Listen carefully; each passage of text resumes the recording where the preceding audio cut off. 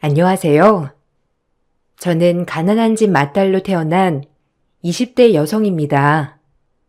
저희 집은 어릴 적부터 넉넉한 형편은 아니었죠.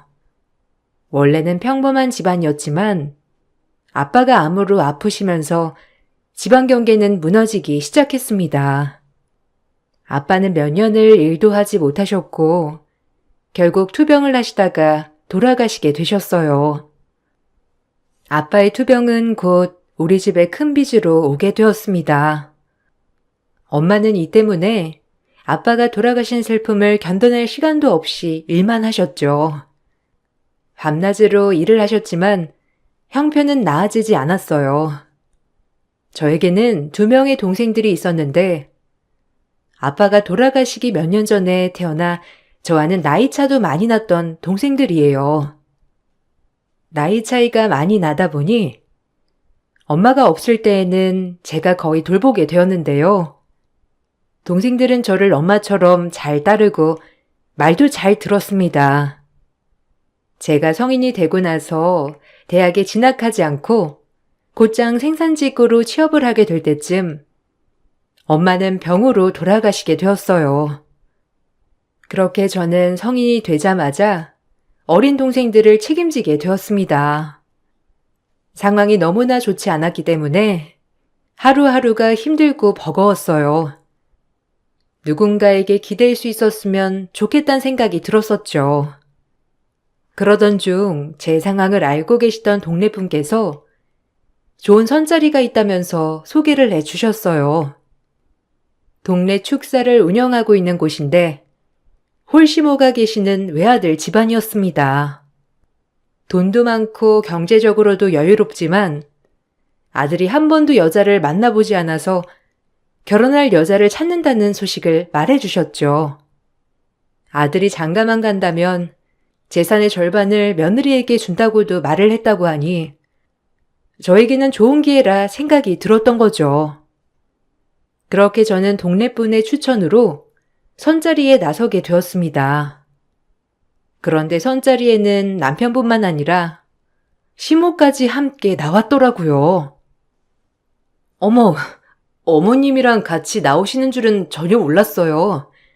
어떻게 같이 오시게 되신 거예요? 제가 같이 오시는 줄은 못 듣고 온 자리라서 같이 오시는 줄 알았다면 카페가 아니고 좀 더 편한 곳으로 오실 걸 그랬어요. 식사는 하셨어요? 아니면 지금 식사하러 가시겠어요? 제가 경황이 없어서 식사 자리는 안 알아보고 왔는데 혹시 드시고 싶은 음식 있으신가요? 어머, 아니에요. 사실 걱정이 돼서 와봤어요. 우리 애가 선자리를 많이 나가본 것이 아니어가지고 저번에 한 번 갔을 때 아무 말도 못하고 왔더라고요. 여자를 전에 한 번이라도 만나봤다면 모를까. 그런 게 아니라서 우리 애가 좀 순수해요. 어쨌든 이렇게 불쑥 찾아와서 미안해요. 그런데 너무 걱정이 돼서 이번이 마지막이라고 생각해서 나온 거거든요. 걱정돼서 와봤는데 전혀 걱정할 필요가 없었네요. 소연 씨라고 했죠? 저는 너무 마음에 드네요. 아, 좋게 봐주셔서 감사합니다.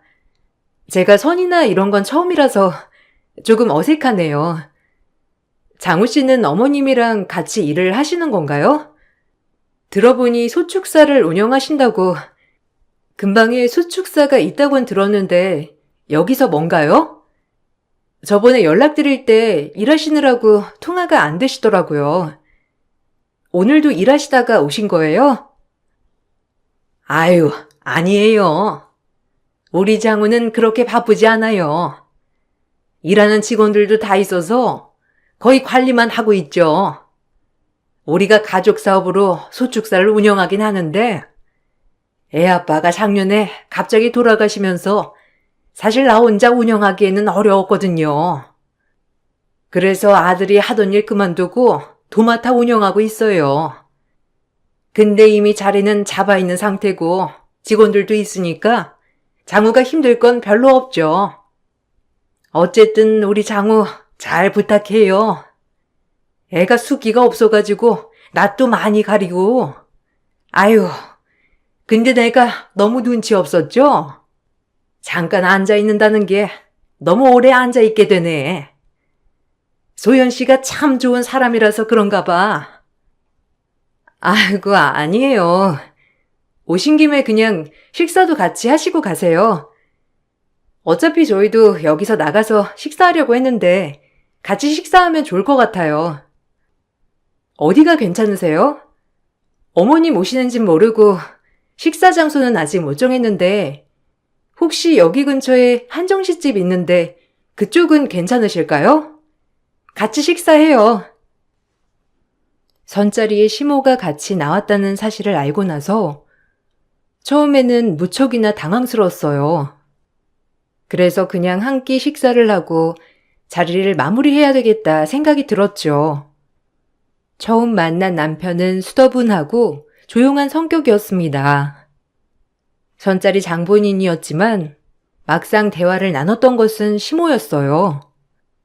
저 역시 시모가 같이 나온 사람과 만남을 갖는다는 게 부담스럽다 느껴졌고 다음에 연락이 왔을 때에는 만남을 거절하게 되었습니다.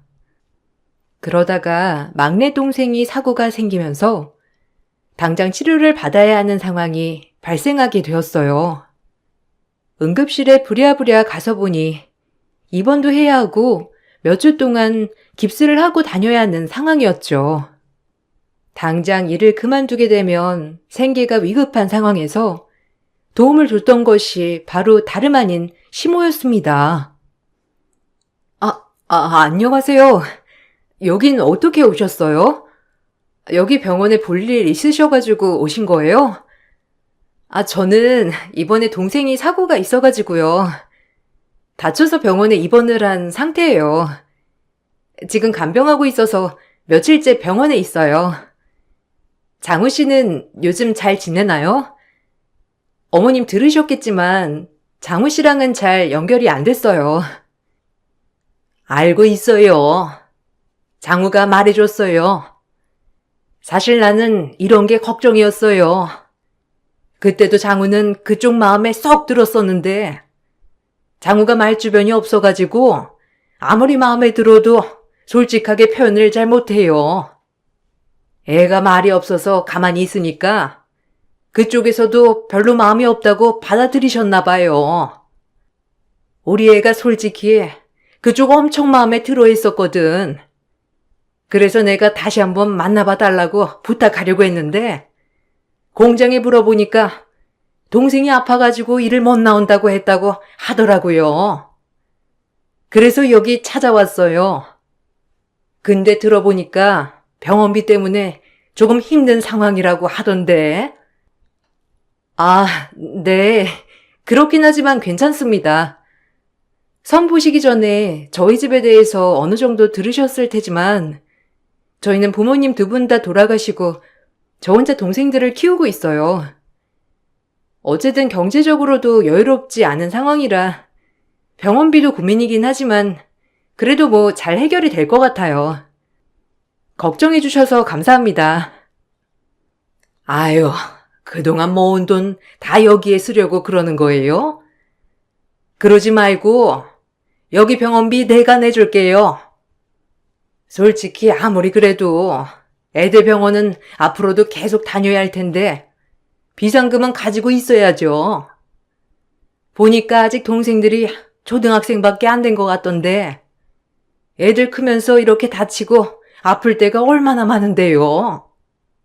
나중을 생각해서라도 지금 바로 깨면 안 되는 거니까 제가 도울게요.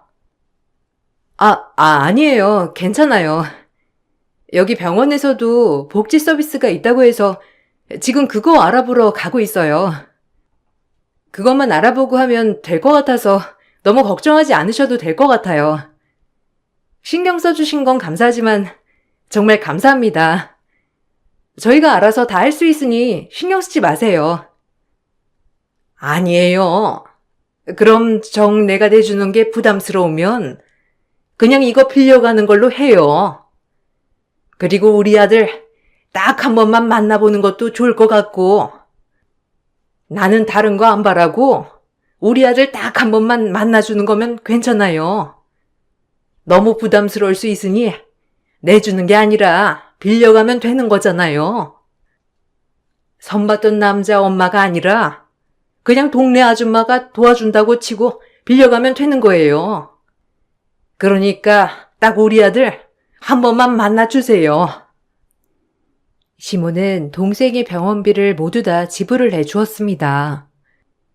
이미 그전부터 여러 번 거절을 했지만 시모는 동생이 안쓰러워 내주는 것이라며 말을 했죠.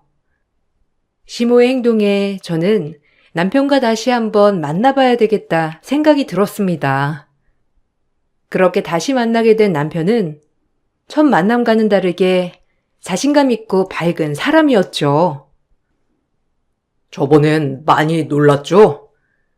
엄마가 사실 저 이번에도 장가 못 갈까봐 걱정돼서 따라왔었어요.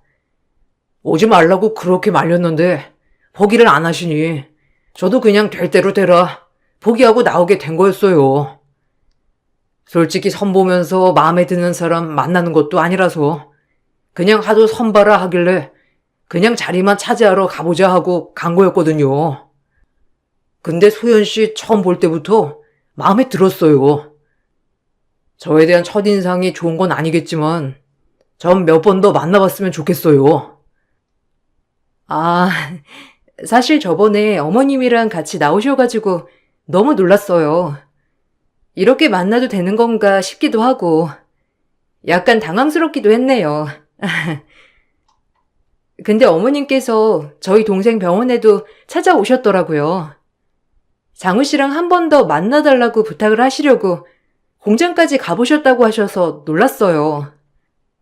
저번에 만났을 때 저도 장우 씨랑 대화를 많이 해본 건 아니라서 이번에 만나면 많이 대화를 해보고 싶었어요.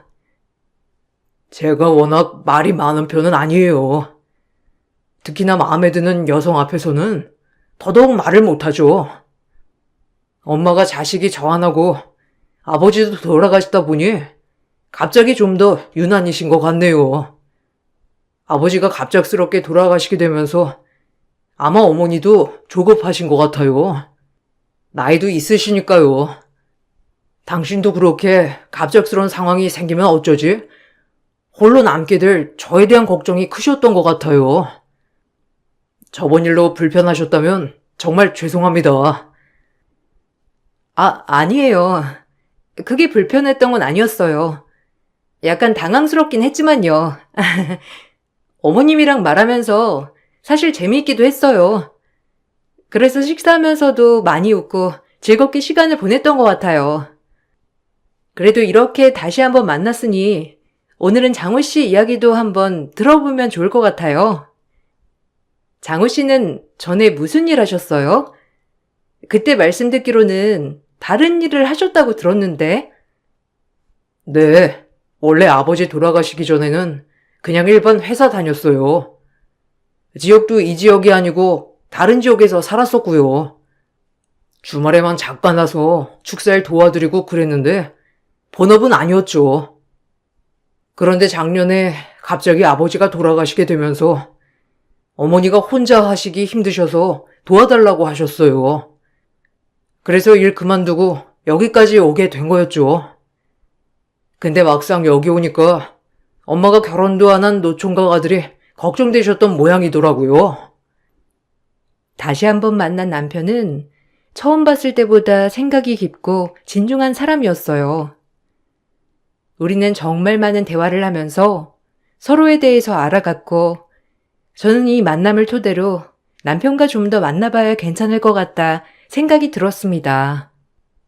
그렇게 우리는 여러 번의 데이트를 하게 되었고 연인 관계로 발전하게 되었어요. 시모는 우리가 연인 관계가 되었다는 소식을 듣자마자 빨리 결혼을 했으면 좋겠다는 말을 자주 꺼내셨죠. 아유, 소연아. 우리 시간도 길게 끌 게 뭐가 있니? 아직 네가 젊기는 하지만 사실 우리 장우 이제 30대잖아. 결혼도 급할 때고 솔직히 고민하지 않았으면 좋겠구나. 혹시라도 결혼할 때 비용 때문에 고민하는 거라면 그런 거 하나도 걱정 안 해도 되는 거 알고 있지? 너는 그냥 몸만 오면 되는 거야. 결혼식장이며 드레스며 내가 싹 다 좋은 걸로 해줄 수 있으니까 하나도 걱정하지 말고. 다이아 이런 거 받고 싶거들랑 말만 해라. 내가 다 해줄 테니까. 하나밖에 없는 며느리 맞이한다는데 내가 못 해줄 게 뭐가 있겠어. 우리 소연이만 마음을 먹으면 되는 거지. 어머님, 아니에요. 그래도 아직 저희 연애한 지 1년도 안 지났는데 벌써부터 결혼을 꺼내는 건 너무 빠르지 않을까요? 아직 장우 씨도 저에 대해서 제대로 모르고 있는 상황이기도 하고요. 저희는 좀 더 연애하면서 서로에 대해서도 차근차근 알아가려고요. 그리고 장우 씨도 아직 젊죠. 아니다, 얘. 장우가 뭐가 젊어. 이제 30대인데. 소연이가 우리 장우한테는 딱이야.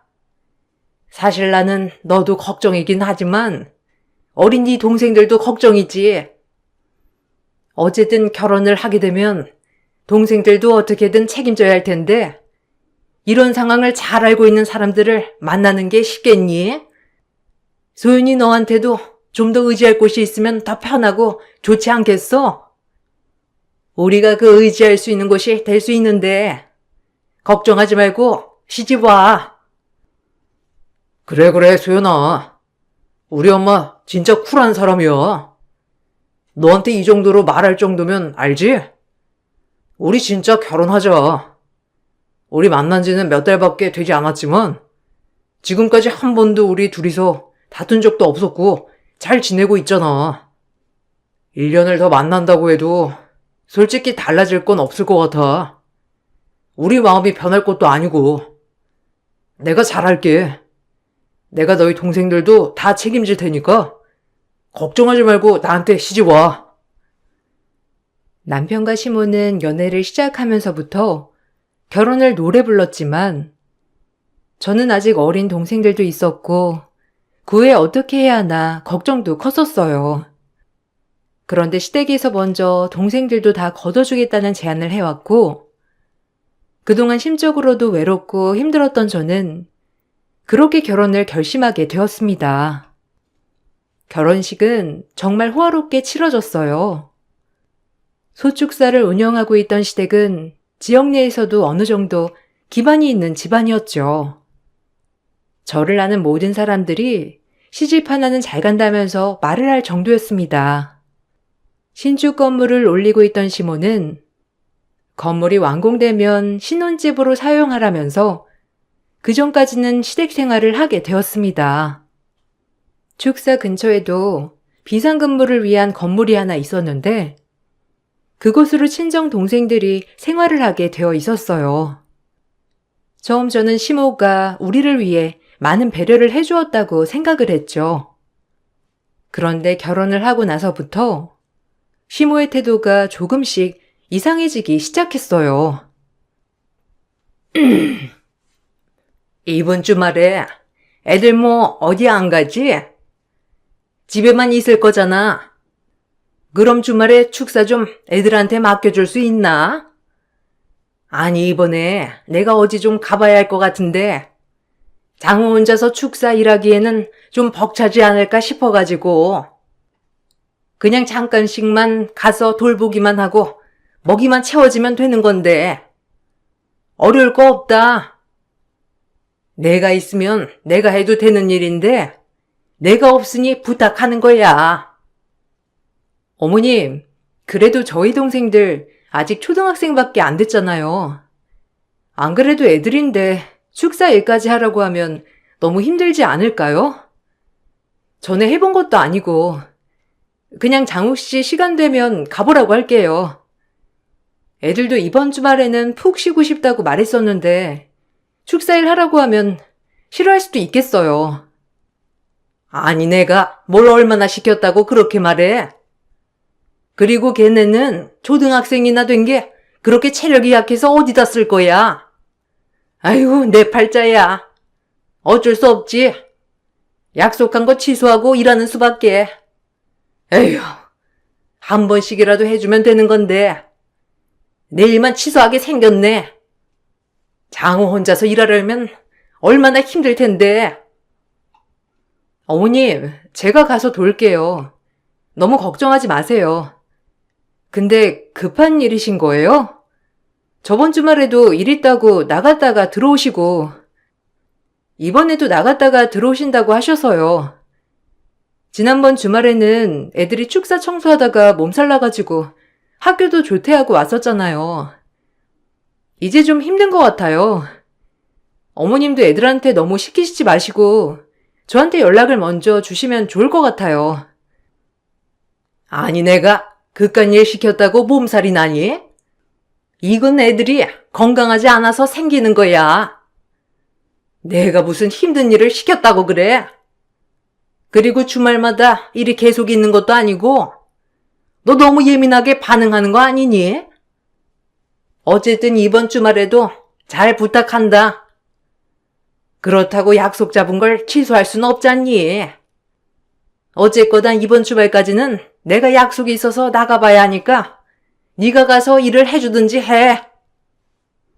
결혼을 하고 나서 시모는 그간 나가지 않았던 모임들을 모두 나가기 시작했습니다.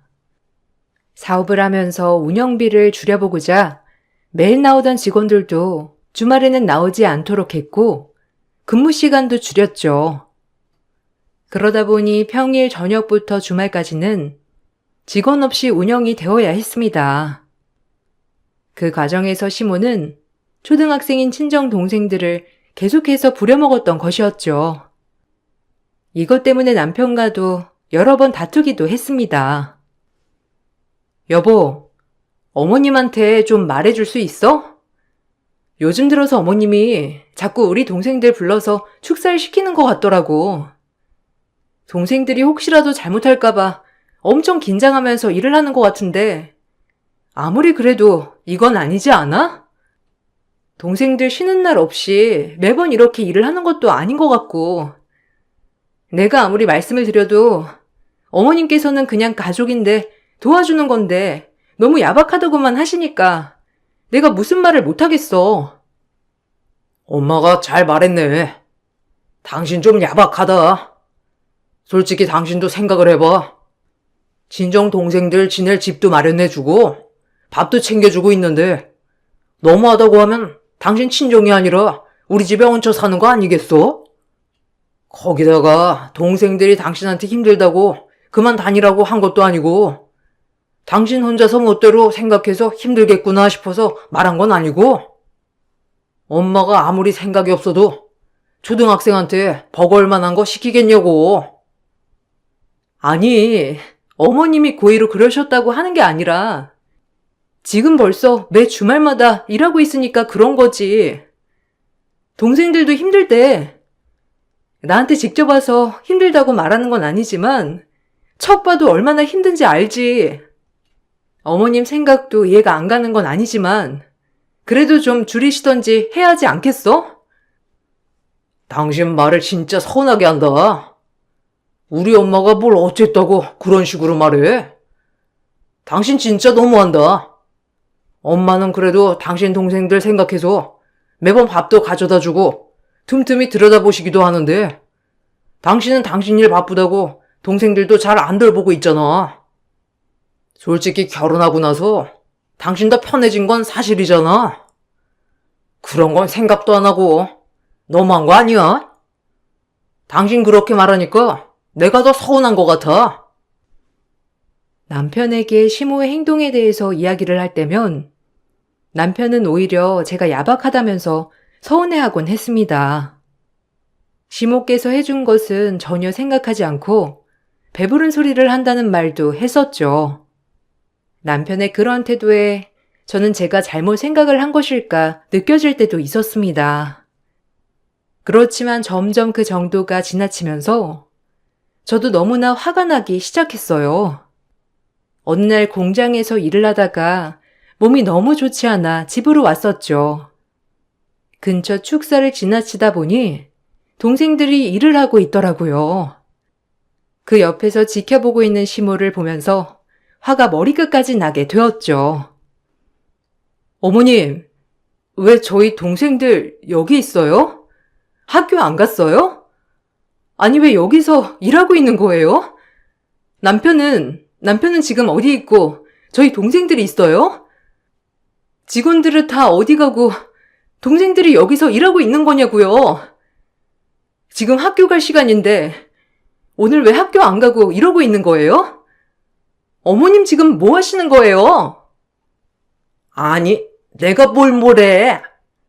급하게 소축사 고쳐야 할 곳이 있어가지고 학교 가기 전에 청소 좀 하려고 했는데 애들이 학교 가기 싫다고 해서 데리고 온 거야.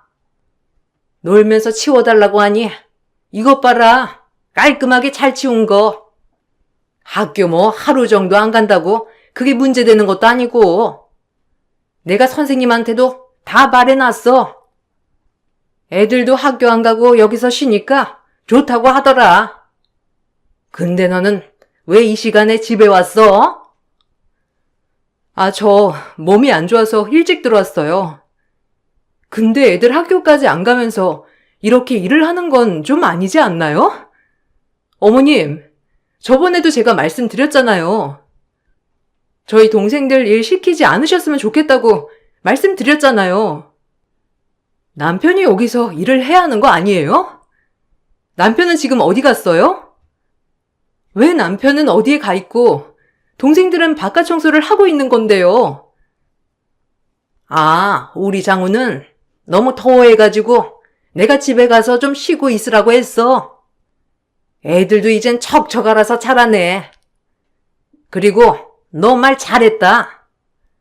내가 집에서 먹여주지, 채워주지. 학교 다니기 편한 동네로 데리고 오기도 했는데 솔직히 이 정도는 너네가 알아서 해야 하는 거 아니니?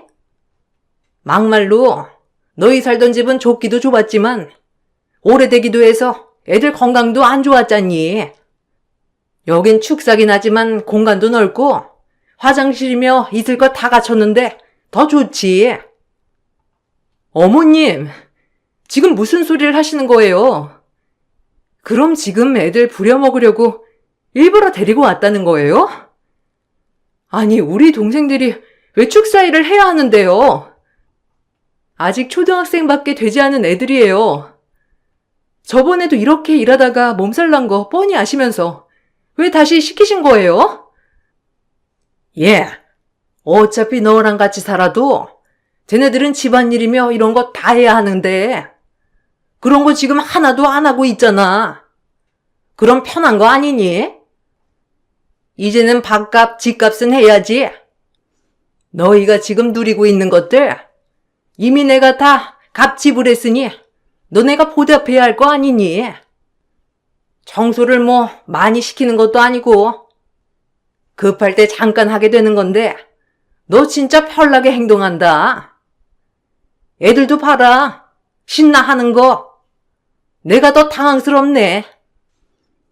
시모는 매일 시키는 것도 아니고 급할 때 조금씩 시키는 것이니 크게 문제가 될 것이 없다고 주장을 했어요.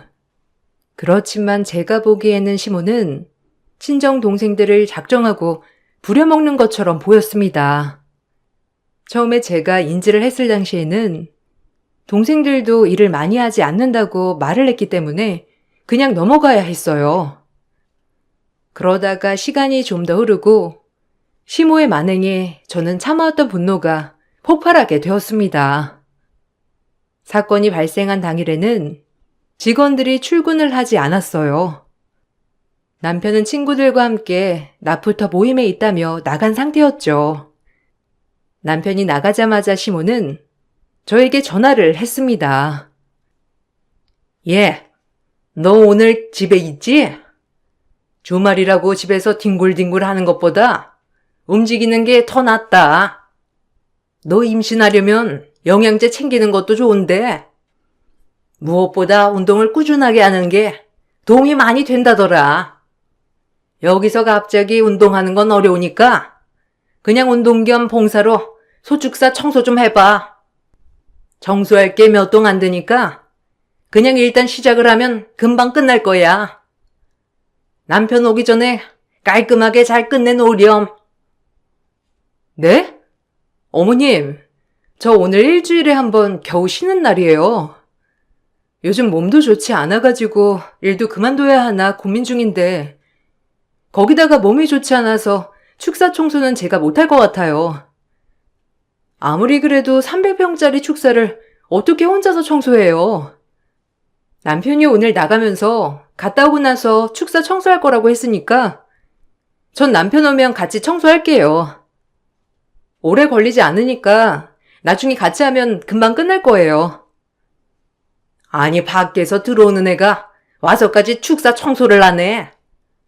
아니, 네가 그냥 쉬엄쉬엄 하면 되는 거잖아.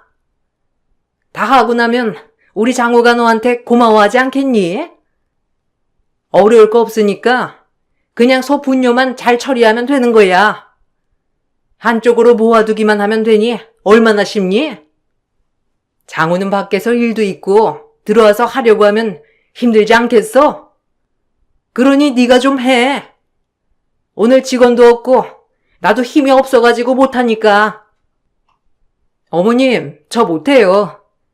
300평인데 어떻게 저 혼자서 해요? 그거 혼자 할 만한 일이 아닌 거 저도 이제 알아요. 남편 와서 같이 해야 하니까 전 남편 기다릴게요. 청소해야 한다고 하니까 남편 오면 같이 말해서 도와주든지 할게요. 남편 없이 혼자서 축사 청소를 하라는 시모의 말에 저는 나중에 남편이 오면 같이 하겠노라 말을 했습니다. 조금 시간이 지나 남편이 집에 오고 난 후에 저는 남편과 함께 축사 청소를 하러 나서게 되었죠. 그런데 그곳에서 깜짝 놀랄 만한 장면을 보게 되었어요.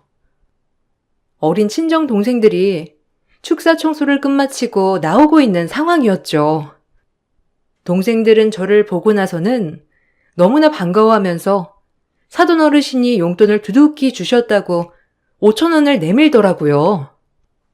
저는 그 모습을 보고 도저히 참을 수 없다는 생각이 들어 바로 시모에게 달려갔습니다.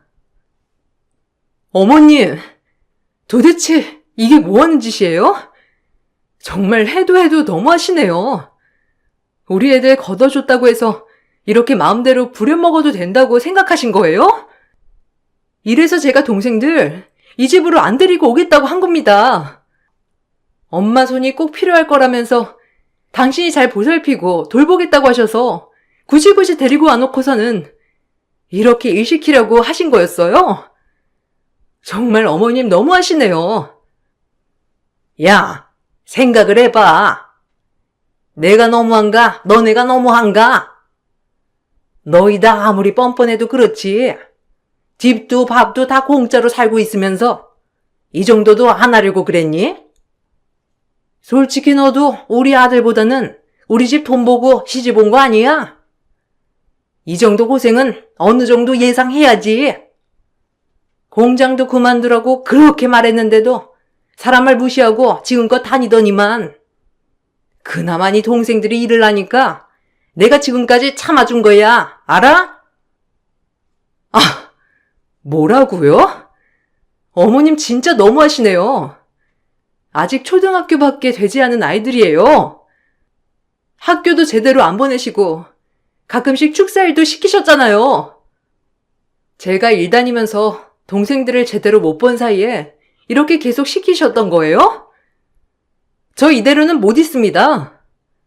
어머님께서 하신 일들 저 가만히 있지 않을 거예요. 참나, 뭘 내가 뭘 했다고 그러는 거야? 그리고 가만히 안 있으면 어쩌려고? 네 시모를 고발이라도 할 거니?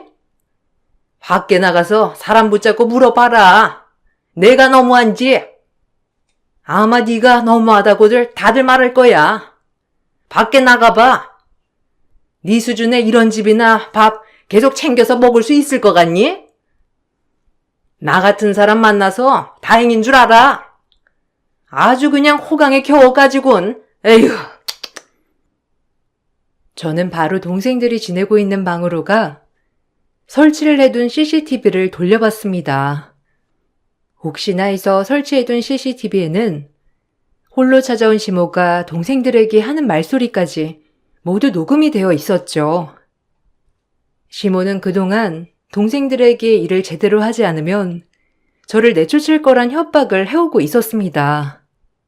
어린 동생들은 혹시라도 저에게 해가 될까봐 말도 못한 채 시모가 시키는 대로 하고 있었던 것이었죠. 저는 이 영상을 가지고 시모를 고발하고 남편에게는 이혼 소장을 보냈습니다. 이 사실을 알고선 남편과 시모 모두 길길이 날뛰더라고요. 너 지금 이게 뭐 하자는 짓이야? 이게 은혜를 원수로 갚는 거야? 네가 지금 뭔 짓을 한 줄이나 알고 있는 거니? 지금 고작 네 동생들 일 조금 시켰다고 이렇게 고발한 거야? 아이고, 내가 진짜 기가 차서. 참나 무섭지도 않네 진짜. 됐고, 고소 당장 취하해. 그리고 너는 결혼이 이렇게 쉬운 줄 아니? 이혼 청구할 거면 우리가 하면 했지 네가 할 게 뭐가 있어? 결혼하려고 들어간 비용이 얼만데? 은혜? 그래, 내가 멍청해가지고 당신한테 은혜 받은 줄 알았지. 근데 이렇게 부려먹으려고 데리고 온 줄도 모르고 내가 정말 멍청했다. 그동안 동생들 지내는 방에 들어가서 협박했던 거 다 영상으로 남겨뒀어. 동생들한테 말 잘 안 들으면 날 쫓아낼 거라고 했지? 그 어린애들이 얼마나 무서웠으면 아무런 말도 못하고 지금 이따위 짓을 한 거야?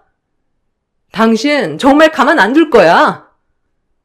아, 여보, 진짜 왜 그래? 진정해. 엄마가 그래도 동생들 사는 집도 주고 밥도 주고 있는데 왜 자꾸 삐딱하게만 보고 있는 거야? 솔직히 그 정도까지 해주면 일해주는 건 자연스럽게 나와야 하는 거야. 당신 너무 어리다. 당신이 이런 걸로 소송했다고 동네에 소문나면 오히려 당신이 배은망덕한 사람이라고 들을 수도 있어. 그럼 공장에 다시 못 다닐 수도 있는데 괜찮겠어? 당신도 똑같아. 이 어린아이들을 어떻게든 일시켜보려고 했던 거 당신도 마찬가지잖아. 집 주고 밥 주면 하라는 대로 다 해야 하는 거니? 고작 단칸방, 똥냄새 나는 축사 옆방에서 재워주면서 그따위 말을 하는 거야? 심지어 애들 밥도 제대로 챙겨준 적 없잖아. 난 애들 밥이라도 잘 챙겨주는 줄 알았는데 겨우 먹다 남은 쌀 물에 말아서 가져다 주더라. 이게 말이나 된다고 생각해? 당신 이거 다 알고 있으면서 외면한 거잖아. 밥이라도 주는 걸 감사해야지 못할 망정. 지금 뭔 난리야? 너 지금 당장 그만두지 못해? 너 지금 당장 너네 동생들이랑 나가면 어디서 살 수 있는데? 아마 하루도 못 견딜 거다. 그 공장에서도 계속 일을 할 수 있을 거라고 생각하니? 착각 좀 하지 마. 네가 나가봤자 막막한 건 우리가 아니라 너야. 그냥 조용히 넘어가면 나도 별다른 말하지 않을 테니 조용히 넘어가자. 뭘 조용히 넘어가요? 전 세계 사람들 다 알아도 모자를 판국에. 그쪽도 할 만큼 다 해보세요. 아마 할 수 있는 게 없겠지. 이따위 짓을 했으니까. 당신들 내가 끝까지 용서 안 할 거야. 두고 봐. 시모와 남편은 제가 은혜도 모르고 난리를 피웠다고 주장했지만 상황은 생각보다 심각한 것이었죠. 시모는 동생들의 노동력을 착취하고 제대로 된 밥도 챙겨주지 않은 상황이었습니다. 이에 대한 것을 알고 있음에도 불구하고 방치했던 것은 남편이었죠. 시모는 아동 노동력 착취로 고소를 냈고 남편은 이혼 소송을 진행하였습니다. 시모는 결국 처벌을 받게 되었으며 남편과도 이혼을 하게 되었죠. 시모는 뒤늦게 저에게 미안하다며 용서해달라고 연락이 오기도 했습니다. 소연아, 내가 정말 미안하다. 그냥 우린 가족이니까 서로 도우면서 살 수 있다고 생각을 했어. 네 동생들이 지내는 곳이 축사 바로 옆이지 않니? 그러니 동생들이 잘 돌볼 수 있겠다 생각을 한 거야. 이렇게 심각한 일이라곤 생각조차 못했었고 정말 미안하구나.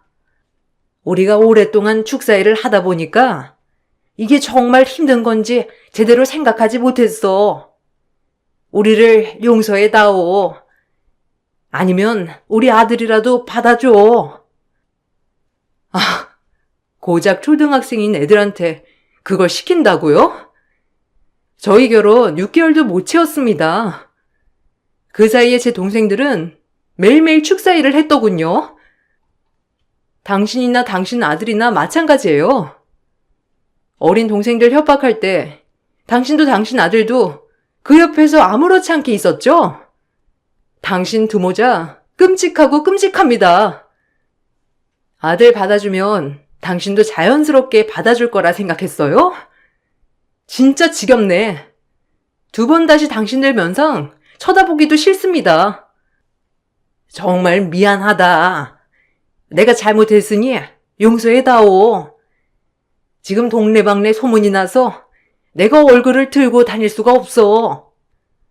어떻게 알았는지 사람들이 죄다 우리랑 거래를 안 하겠다고 하는 통에 지금 난리다. 이대로 가다가는 정말 망하게 생겼어. 내가 미안하구나. 한 번만 우리 용서해 주겠니? 시간이 된다면 동네 사람들한테 오해였다고 한 번만 말해 주겠니? 그렇게 뻔뻔하게 저희에게 정당한 대가를 요구한 것이라며 큰소리 뻥뻥 치던 시모는 동네 사람들마저 등을 돌리자 그제야 저에게 잘못을 구했습니다. 그렇지만 저는 시모와 남편을 용서하고 싶은 생각이 없었어요. 그렇게 저의 짧았던 결혼 생활은 끝이 났습니다. 시모와 남편은 동네에서 소문이 나면서 결국 모든 걸 정리하고 다른 곳으로 떠났다고 하더라고요. 다행히 전에 지내고 있었던 친척집이 정리가 안 돼서 저와 동생들은 다시 그 집으로 들어가 생활을 하고 있습니다.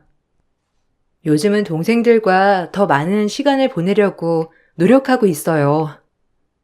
한때는 내가 기댈 수 있는 곳이 있었으면 좋겠다고 생각을 했었는데 지금 생각해보면 우리 셋이 서로 기대고 살아가도 괜찮을 것 같다 생각이 듭니다.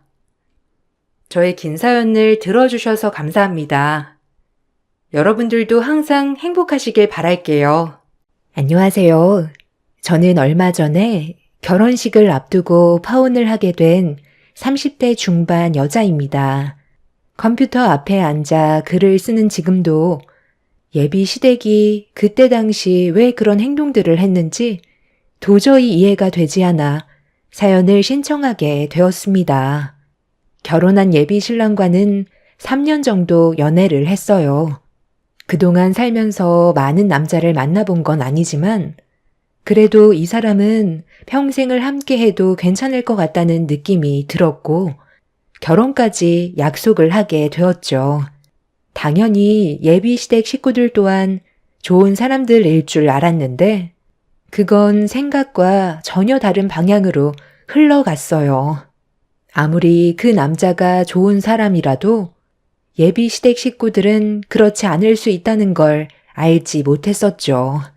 처음 인사를 드리러 갔을 때 저를 경계하듯 쳐다본 예비 시모는 그 사람이 아직 결혼할 준비가 되어 있지 않다며 반대를 하셨어요. 처음 얼굴을 보는 자리에서 다른 거 다 제쳐두시고 첫마디가 결혼을 반대한다고 했을 때 머릿속이 하얗게 변해버려 아무 말도 할 수가 없었습니다. 서로가 얼마나 사랑하고 진지하게 만나왔었는지 설명도 드리기 전에 단칼에 거부하신 예비 시모의 모습에 저에 대해 뭔가 오해를 하고 계신 게 있는 것 같아 최대한 침착하게 정신을 부여잡고 왜 결혼을 반대하시려는 건지 이유를 여쭤보게 되었죠. 거실에 둘러앉은 예비 시댁 식구들은 무슨 말이 나올지 전부 다 시모의 입을 쳐다보았고 저를 바라보시며 꺼낸 첫 마디는 제가 너무 어리다는 거였어요. 30대 중반이면 먹을 만큼 먹은 나이고 어떻게 보면 홍기까지 지난 나이인데 저를 왜 어리다고 하는지 이해를 할 수가 없었습니다. 예비 시모가 저를 20대 중반으로 잘못 알고 그런 말을 하신 것 같아 30대 중반이라며 다시 말씀드리자 예비 시모는 알고 있다면서 그 사람은 저보다 더 능력 좋은 여자를 만나야 된다고 저 말고도 결혼을 반대한 여자가 더 있었다는 말을 꺼내셨어요. 내 아들이 워낙 인물이 좋아서 여자들이 많이 따르긴 하는데 지금까지 만족할 만한 며느리감이 나오지 않아 저 나이 먹을 때까지 결혼을 반대했었다. 내 아들을 그동안 어떻게 키웠는데 형편없는 여자에게 넘겨줄 수는 없잖아. 그래서 좋은 배우자감을 만들어주려고 선두 몇 번 봤었는데 전부 마음에 안 들었거든. 아름 씨도 내가 생각하는 그릇에는 많이 부족해 보여서 반대하는 것뿐이니 너무 서운해하지 말고 내 아들 심심하지 않게 옆에서 좋은 여자가 생기기 전까지 연애만 해줬으면 좋겠어. 내가 왜 아름 씨 보고 나이가 어리다고 한 줄 알아? 대체적으로 40대 넘어가는 여자들의 집안이 재력이 좋거든. 일이 바빠서 연애 경험도 없이 죽어라 일만 해왔으니 돈이 집안에 차고 넘치겠지. 그리고 내 아들보다 나이가 많아야 이해심이 넓고 뒤에서 챙겨주지. 연하는 바라는 것만 엄청 많아서 데리고 살다 보면 내 아들이 지쳐버릴 것 같거든. 그리고 강남에 산다고 했나? 요즘 개나 소나 전부 다 강남에 사는데 그 안에서도 제대로 된 급과 내 아들이 연결돼야지. 아름 씨 집안 정도는 우리 집에 몇 번이나 왔다 갔었다고. 원래 결혼이라는 게 내 마음대로 되지 않는 거 알지? 우리가 지금은 이런 곳에서 어쩔 수 없이 살고 있지만 우리 가족도 한때 잘 나갔었단다. 그러니 가진 건 없어도 이미 눈은 높아져 있기 때문에 재기할 수 있는 발판을 만들기 위해서는 능력 좋은 며느리를 들여와야 하거든. 돈 쪽으로만 너무 보는 것 같기는 하지만 결혼도 또 하나의 사업 아니겠어? 자네한테는 미안하지만 내 아들의 결혼이 우리 가족 모두의 생계가 달린 문제라 신중할 수밖에 없거든. 서로의 입장을 존중해주면 좋을 것 같은데 그렇게 해줄 수 있지? 무슨 말을 해야 될지 모르겠더라고요. 시부와 시모는 저와 그 사람의 결혼을 반대하는데 같은 의견을 내세우셨어요. 제가 난처해하자 옆에서 남자친구가 저에 대해 좋은 말을 해줬지만 그걸로는 예비 시부모의 마음을 돌릴 수는 없었습니다. 사랑하는 사람과 한평생 함께하고 싶었는데 그것도 제 마음대로 되지 않는다는 현실에 너무 마음이 안 좋았어요.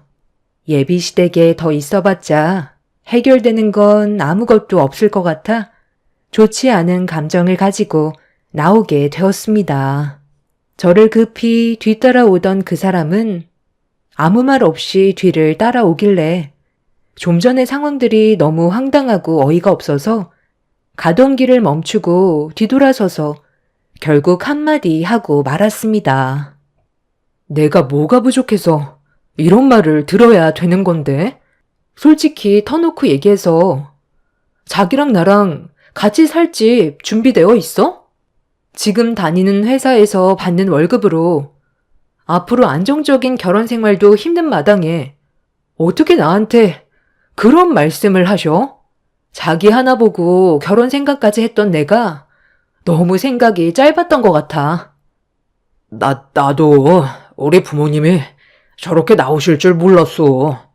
일단 얼굴 보고 대화하는 게 좋을 것 같다고 하셔서 나는 당연히 우리 결혼을 허락받을 수 있다고 생각했거든. 나 말고도 다른 여자도 몇 명 데려왔던 것 같은데 그때마다 항상 저런 식이었어? 당신 부모님 눈이 얼마나 높은지는 모르겠는데 이런 식으로 행동하시면 앞으로 결혼을 할 수 있을 것 같아? 나랑 헤어지면 더 능력 좋은 여자가 나타나기라도 한데 돈 많은 여자가 자기 어디가 좋아서 결혼을 할 것 같은데 기본적으로 남자가 여자보다 능력이 좋아야 되는 건 당연한 거라고. 집안의 가장이 될 준비도 되어 있지 않은데 왜 자기랑 결혼을 결정했는지 알아? 그래도 3년간 만나오면서 사람 하나는 괜찮은 것 같아 결혼을 결심했던 거라고. 그런데 자기 부모님은 나를 돈으로밖에 안 보시는 것 같아.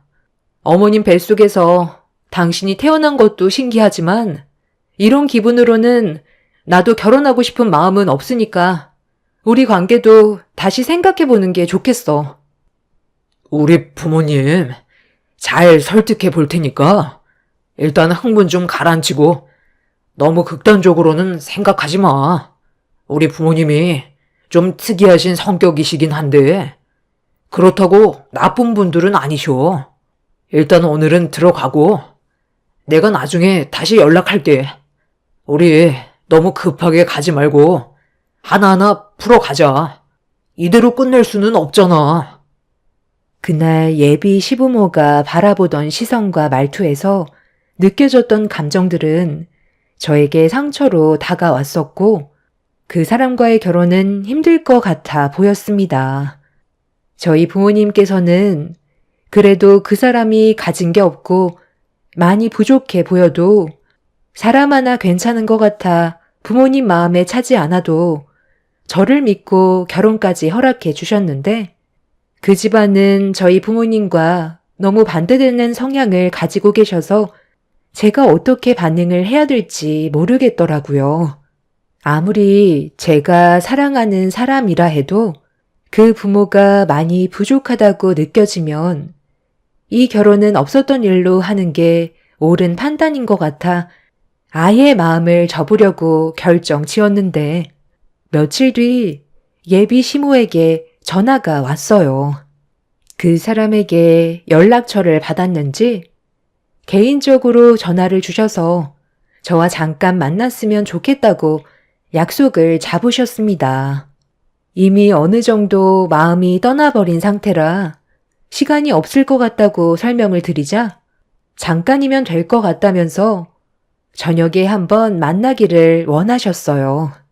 보나마나 헤어지라는 말을 하실 것 같아 어느 정도는 마음의 준비를 하고 약속 장소로 나가게 되었습니다. 그렇게 하루 일과를 마치고 약속 장소로 나가니 예비 시모가 먼저 자리에 앉아 계셨어요. 이미 좋지 않은 감정을 가지고 있었기 때문에 제 얼굴에서는 웃음이 나오지는 않았습니다. 조용히 자리에 앉자 예비 시모는 곧바로 본론부터 꺼내셨어요. 보다시피 우리 집안이 아름씨 집안보다 많이 부족한 거 알지? 우리가 하던 사업이 부도가 나서 지금 이렇게 살고 있긴 하지만 그건 아주 잠시거든.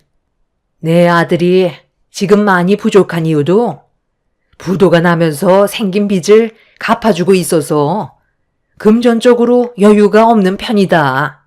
저번에 우리 집에 왔을 때 자리에는 없었지만 너도 내 아들 밑으로 여동생이 하나 있는 거 알지? 걔도 지금 타지에서 열심히 돈 벌어서 우리 집안을 일으키기 위해 빚 갚는 데 노력을 해주고 있다. 이런 상황에서 결혼을 한다고 하면 금전적으로 많이 부족한데 제대로 된 결혼식을 올릴 수도 없을 테고 아름씨 부모님께서도 내 아들을 얼마나 안 좋게 보시겠어? 이미 저희 부모님께서는 집안 사정 다 알고 계세요. 그리고 그 문제로 결혼을 반대하신 적도 없으시고요.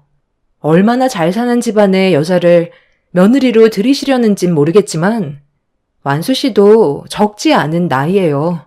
그리고 40대 이상이라고 하셨는데 그 나이에 결혼을 하지 않은 여자들은 결혼 생각보단 앞으로 살면서 자기 커리어를 쌓으려 하지 어머니께서 생각하시는 것처럼 결혼을 하겠다는 생각은 하지 않아요. 저도 완수 씨 만나기 전에 나이가 적지 않았던 편이라 결혼 생각은 아예 접고 있었어요. 남자는 능력만 돼도 젊은 여자랑 결혼을 할 수 있겠지만 여자는 상황이 다르잖아요. 이건 어머니도 잘 아시잖아요. 저번에 말씀하신 거 충분히 이해했고요. 저도 어느 정도 마음을 접은 상태라 더 이상의 관계는 만들어가지 않고 있는 중이에요. 아마 조만간 헤어지겠죠. 완수 씨가 좋은 여자 만나서 결혼하길 바랄게요. 더 할 말 없으시면 먼저 일어나 봐도 될까요? 제가 한가한 편은 아니라서요. 일이 많아서 약속이 잡혀 있거든요. 잠깐만 기다려봐라. 그렇잖아도 아름 씨가 우리 집에 왔다 간 이후로 대화를 많이 나눴었거든. 그때 우리가 너무 말이 심했었지. 내 아들이 인물만 훤칠하지. 가진 것도 없고 능력이 좋은 것도 아닌데 부모 눈만 높아서 내 아들의 인생을 계속 막는 것 같아. 이러다 나이만 먹고 결혼을 못할 수도 있겠다는 생각이 들더라고. 그래서 정말 진지하게 생각해 봤는데 둘이 결혼을 했으면 좋겠다. 그때 말 함부로 해서 미안하고 앞으로 좋은 관계로 발전하고 싶은데 아름 씨도 같은 생각이지? 예비 시모는 갑자기 결혼을 허락하겠다면서 저를 붙잡았어요. 생각하지 못한 말을 들어서 당황스러워 쳐다만 보고 있는데 며칠 전에 인사드리러 갔을 때 저에게 하셨던 상처되는 말들에 대해 사과를 하시면서 저희 둘의 결혼을 허락해 주셨습니다. 갑자기 마음이 왜 변하셨는지 다시 여쭤봤어요. 며칠 만에 갑자기 마음이 변하신 이유가 뭐예요? 저보다 더 능력 좋은 여자와 결혼시키겠다고 하셔놓고 갑자기 마음이 바뀌셨다니 많이 당황스럽네요. 사람의 마음이야. 원래 뒤돌아서면 바뀌고 그러잖아. 지금까지 내 아들이 만나왔던 여자들 중에 아름 씨가 제일 인물도 좋고 성격도 좋은 것 같아서 허락해 주기로 결정하게 된 거지. 별거 없어. 거기에다가 우리 집안보다 잘 사는데 우리가 고를 형편도 아니고 내 아들이 앞으로 또 다른 여자를 데려온다는 포장도 없으니까 이번이 마지막 기회인 것 같은 느낌이 들더라고. 그리고 아름 씨 부모님께서 강남에서 웨딩홀 사업하신다며? 그리고 부모님 밑에서 일을 하고 있고 결혼식 비용도 절약할 수 있으니 얼마나 좋아? 우리 아들이 워낙 말을 잘 안 해서 아름 씨 집안이 얼마나 대단한지 모르고 있었거든. 우리가 실수했으니까 전에 있었던 일들에 대해서는 그만 잊어버리고 다시 새롭게 시작하는 게 어때? 이번 주 주말에 우리 집에 올 수 있지? 다시 정식으로 초대하고 싶거든. 그 사람과 결혼을 허락해 주신 이유가 저희 집안에 대해 자세히 듣게 되시면서 마음의 변화가 찾아오신 것 같아 보였어요. 너무 훤히 보이는 예비 시모의 모습에 저는 더 기분이 안 좋아졌는데 그 사람에게도 미리 연락을 했었는지 예비 시모와의 약속 장소에 나타났고 어떤 상황인지 알지 못하는 그 사람은 저를 보며 밝은 얼굴로 웃으면서 다가왔어요. 그리고 예비 시모는 그 사람이 자리에 앉기도 전에 저희 둘의 결혼을 허락했다면서 주말에 꼭 놀러 오라며 먼저 일어나셨습니다. 그 사람은 저와 예비 시모가 단둘이 나눈 대화에 대해 궁금해 하길래 좀 전의 상황을 설명해 주었어요. 저희 둘의 결혼은 힘들 것 같다고 생각했었는데 갑자기 허락해 주시는 바람에 저도 참 난감했었죠. 저를 보며 웃어주던 그 사람은 좋게 생각하자고 했지만 느낌이 별로 좋지는 않아 고민이 많았어요.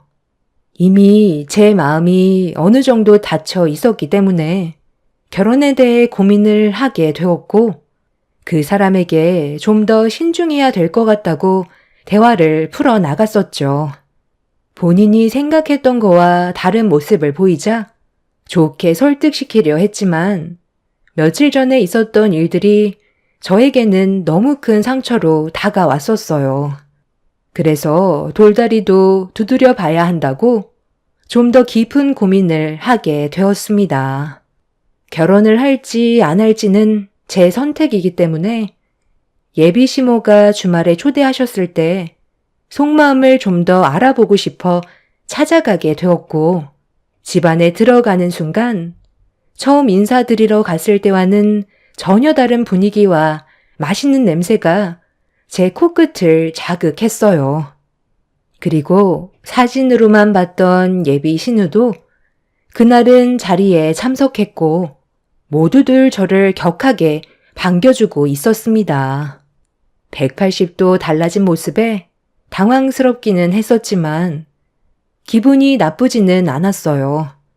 예비 시모는 차린 건 많이 없다면서 상다리가 부러질 정도로 상당히 많은 음식들을 준비해 주셨고 그렇게 음식을 먹으면서 대화를 이어나갔는데 예비 시모가 저에게 앞으로 저와 그 사람이 어떻게 살아갈 건지에 대해 계획을 물어보셨습니다. 어느 정도 예상한 질문이라 바로 대답을 해드렸어요. 저희 부모님께서 강남에 50평 정도 되는 집이 이번에 비어졌다고 그곳으로 신혼집을 차리는 게 좋을 것 같다고 하셔서 그렇게 하기로 결정했어요. 강남에 50평? 둘이 사는데 그 정도면 작은 평수 아니니? 아이까지 가질 생각이면 50평보다는 7, 80평 정도는 되어야지 않을까? 그리고 아파트보단 전원주택이 더 좋을 것 같은데 그쪽으로 알아봐 주는 건 힘드신가? 나중에 이사하는 것도 번거롭잖아. 처음 시작할 때부터 넓은 집에서 살림 차리면 좋지. 강남에도 전원주택 많더구만. 이왕 알아보시는 거 좋은 곳으로 좀 알아봐 달라고 좀 해봐. 돈이 없는 집안도 아니고 그 정도는 충분히 해줄 수 있는 능력 되잖아. 이거 저희 부모님이 결혼한다고 저한테 주신 집 계약서예요. 시내와 가까워서 위치도 나쁘지 않고 주상복합이라 편의시설도 다 갖춰져 있어요. 벌써 집을 넘겨주신 거야? 생각보다 성격이 많이 급하시네. 50평은 너무 작은데. 그럼 우리 식사 끝나면 그 집 좀 구경해 볼 수 있을까? 그래도 두 눈으로 직접 보는 게 좋지 않겠어? 둘이 앞으로 살아야 될 집인데 어떻게 생겼는지 확인을 해봐야지. 이왕이면 좀 더 넓은 집이 좋긴 할 텐데 아쉽긴 하네. 내가 봤을 때도 적은 평수인 것 같아. 우리 가족 놀러 가면 방이 여유도 없을 텐데. 아파트라 답답하고 주변에 전원주택 알아보는 게 훨씬 좋겠다. 새언니라고 불러도 될까요? 그러지 말고 이번에 저희 엄마 말대로 다시 알아보시는 게 어때요? 아이 생기면 층간소음으로 세대 간 싸움까지 난다던데 스트레스 받아 살겠어요? 아파트가 그런 게 제일 힘들지. 내가 봤을 때도 무조건 전원주택이 딱이야. 공기 좋고 주변 시끄럽지도 않고 스트레스 안 받고 좋다니까. 그리고 놀러 가게 되면 하루 이틀 있을 것도 아니고 일주일 정도는 생각하고 있는데 서로 불편하면 안 되잖아. 다 필요 없고 전원주택으로 알아봐 달라고 하면 좋겠다. 저희 부부가 살 집이면 50평도 충분한데 예비시댁 식구들은 전원주택으로 해야 된다고 모두 같은 생각을 가지고 있었어요. 그리고 시부의 한마디에 엄청난 충격을 받았었죠. 하루 이틀도 아니고 일주일 넘게 계시다가 가신다는 건 신혼집에 눌러붙어 사시겠다는 거나 다름없었기 때문에 많이 당황스러웠습니다. 하나가 해결되는 것 같으면 또 하나의 문제가 터져나와 저는 점점 이 사람과의 결혼 생활은 힘들 것 같다는 생각에 확신이 들었었고, 식사를 마친 뒤 시부모님께서는 신혼집을 구경해 보시려고 서둘러 움직이셨어요. 그래서 제대로 된 대화를 나누기도 전에 저희 부모님께서 신혼집으로 주신 집으로 향하게 되었습니다. 그렇게 예비시댁 식구들과 현관문을 열고 들어가는 순간 시부모의 표정이 너무 안 좋았어요. 집안 구석구석을 살피시다가 마음에 안 드셨는지 한마디 하셨습니다. 지금 이 집에서 살겠다는 건 아니지? 어떻게 이런 집을 신혼집으로 결정할 수가 있는 거니? 집안이 너무 노후가 됐잖아. 그리고 50평이 맞긴 한 거야? 생각했던 것보다 너무 좁아서 깜짝 놀랐다. 내 아들이 이런 손바닥만한데 살 수준은 아닌데 지금 우리 집안을 무시하는 거야? 당장 전원주택으로 알아봐라. 새언니 집안 돈 많다면서요. 이 집은 그냥 처분하고 우리 엄마 말대로 전원주택으로 알아봐요. 아파트가 너무 노후돼서 사는데 어려움이 많을 것 같은데. 강남에도 이런 형편없는 집이 있긴 하구나. 외곽 지역에 세워진 아파트들이 훨씬 잘 빠졌네. 오빠가 새언니한테 강하게 얘기 좀 해봐. 왜 아무 말도 안 하는 거야? 이건 우리 집안을 무시하는 거지. 그러니까 내가 솔직하게 얘기하라고 했잖아. 여기에서 어떻게 같이 살아? 이번 상견례 할 때 내가 확실하게 얘기하마. 어떻게 솔직하게 얘기해요? 우리 가족이 한꺼번에 들어와서 산다고 하면 아름이가 좋아하겠어요? 저도 입장이라는 게 있잖아요. 가진 것도 없이 몸만 가는 건데 얼마나 눈치가 보이는지 아세요? 둘이 사는데 50평이면 가분한 거라고요. 저희 둘이 살 거니까 들어올 생각 하지 마세요. 그래서 아까부터 전원주택으로 알아보라고 하셨던 거야? 우리 둘이 사는 게 아니라 한 집에 다 같이 살 생각을 가지고 있었기 때문에 이 집을 작다고 하신 거였어? 우리 집이 보다시피 너무 작잖아. 20평에서 한 가족이 지내는 게 얼마나 불편한지 아니? 화장실도 한 개라 그동안 어려움이 많았었다.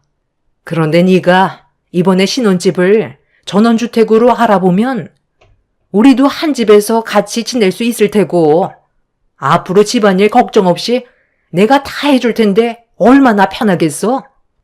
이 집에서 아이까지 낳고 생활하다 보면 50평은 턱없이 부족하지.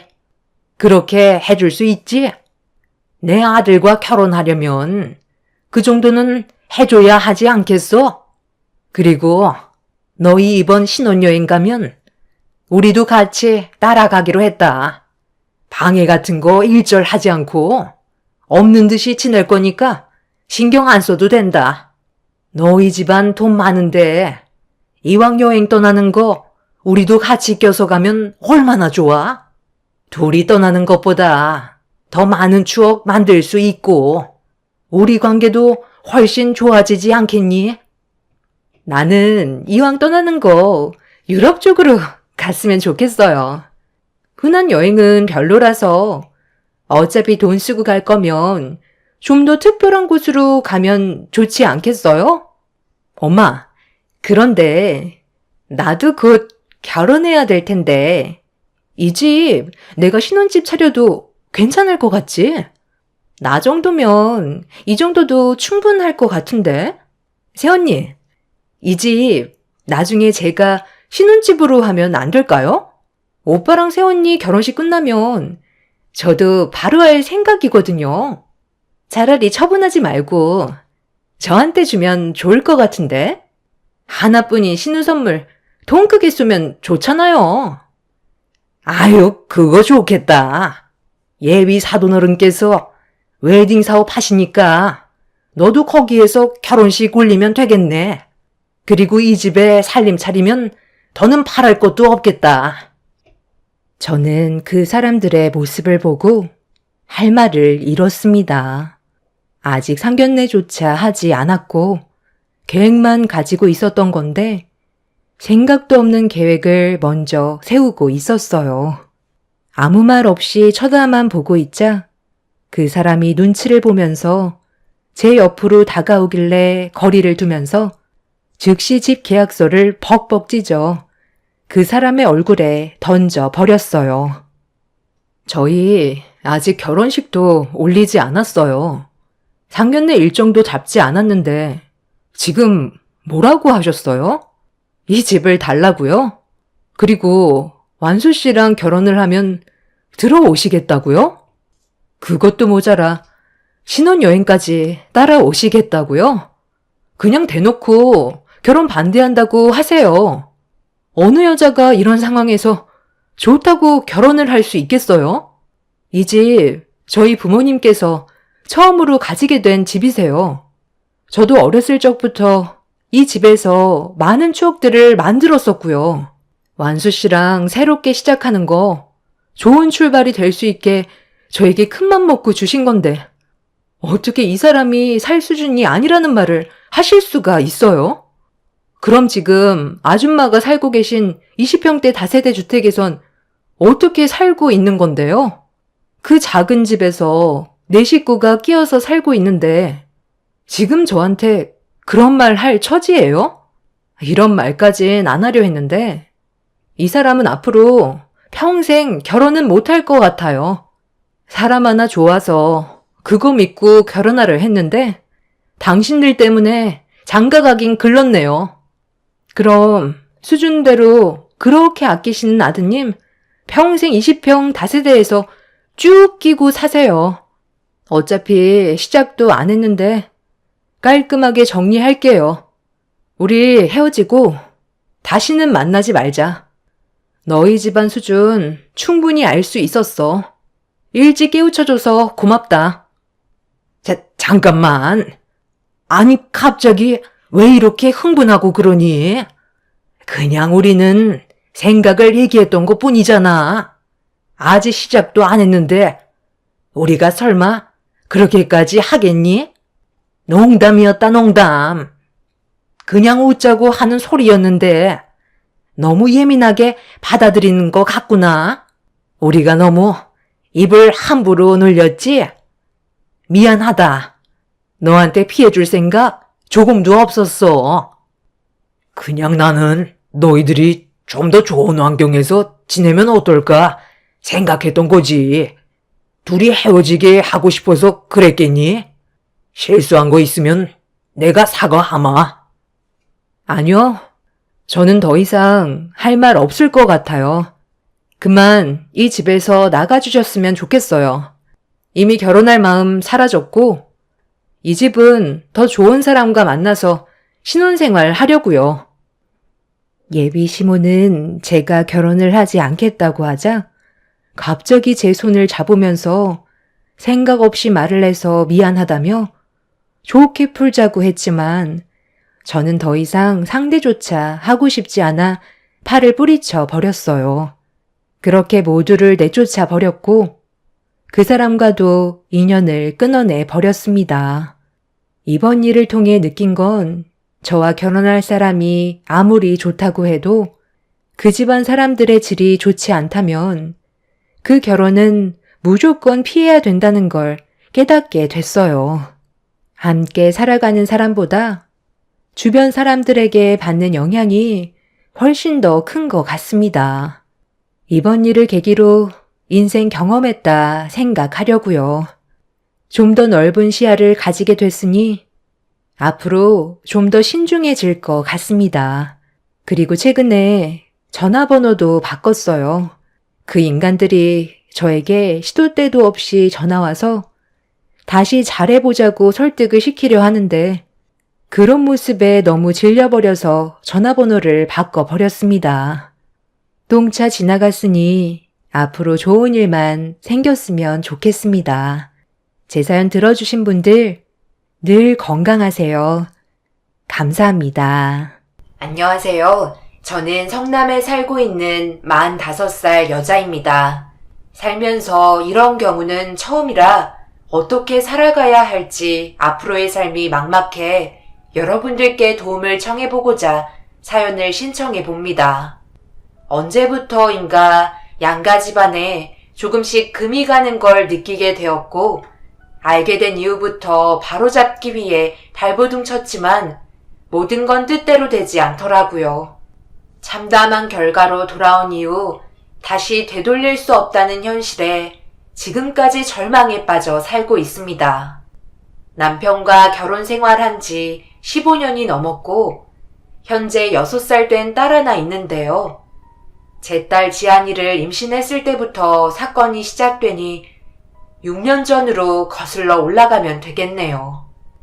그동안 남편과 함께 사업을 운영하면서 많은 실패를 거듭했고 그만큼 노하우도 남들보다 몇 개는 더 가지고 있었기 때문에 그런 문제점들을 보강하게 되면서 적자만 가져오던 사업은 어느새 남들의 부러움을 사게 될 정도로 대박이 나게 되었습니다.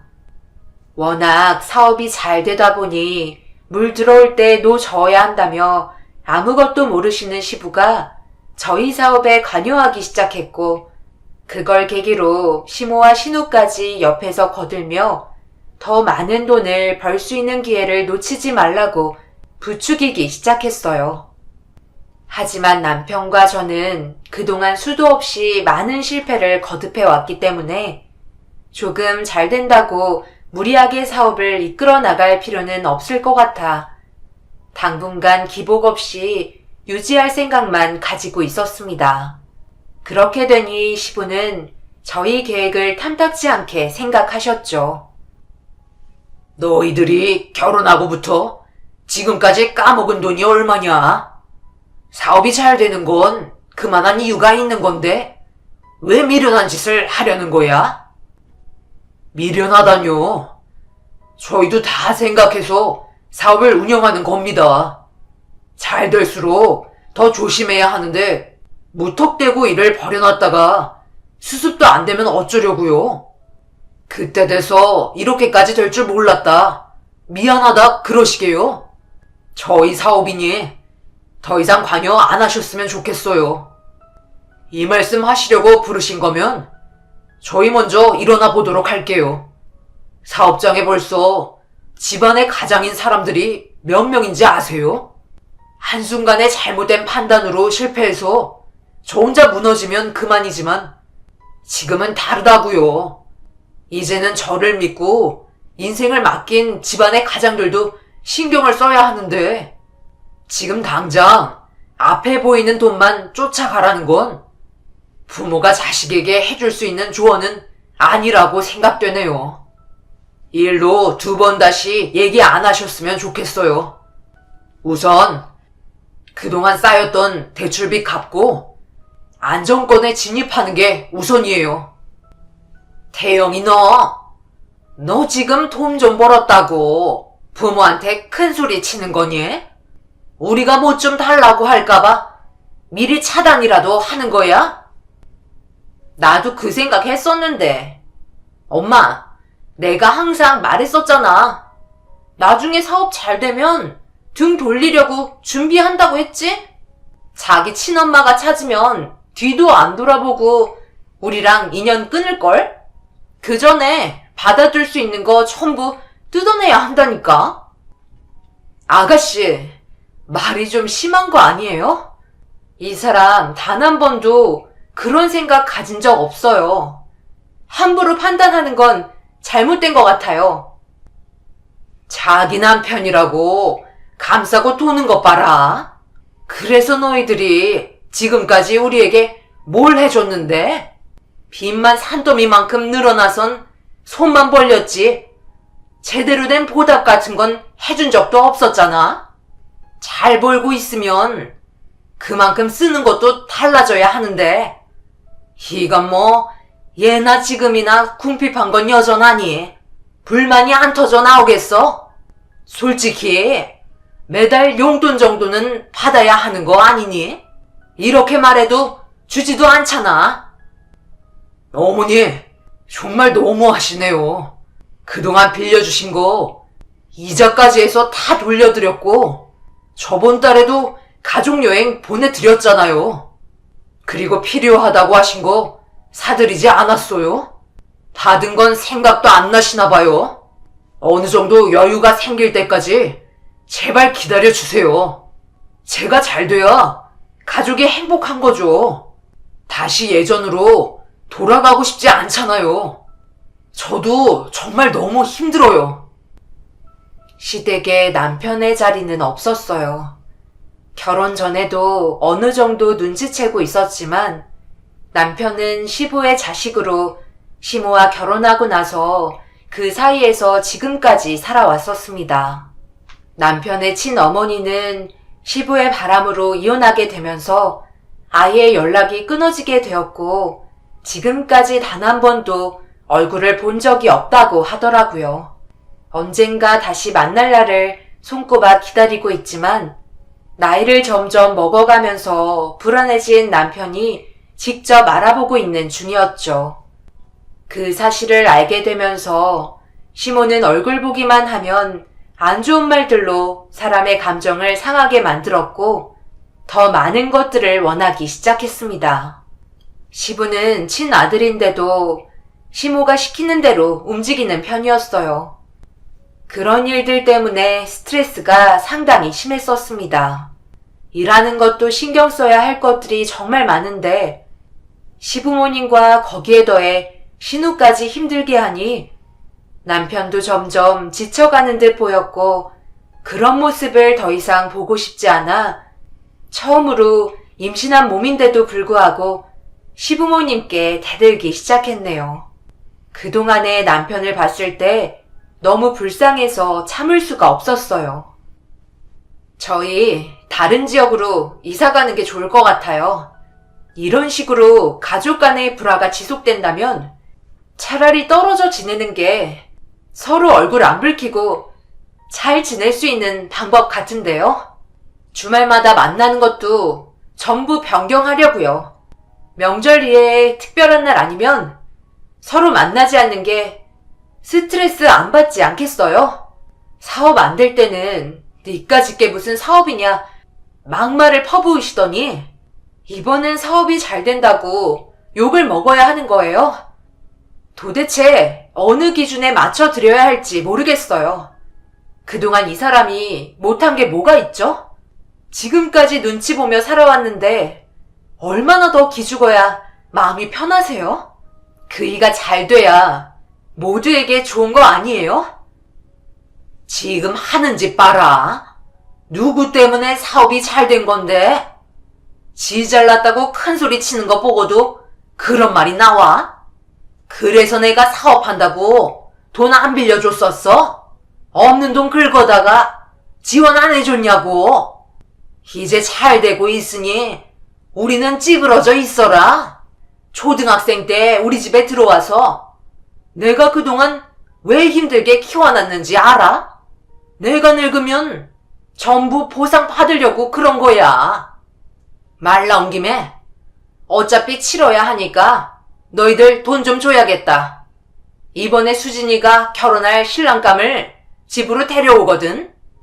앞으로 들어갈 결혼 비용 싹 다 뒤에서 아낌없이 지원해주길 바란다. 당연히 동생 일인데 모른 척 하진 않겠지? 그리고 수진이 신랑감 올 때 굳이 집에 안 와도 돼.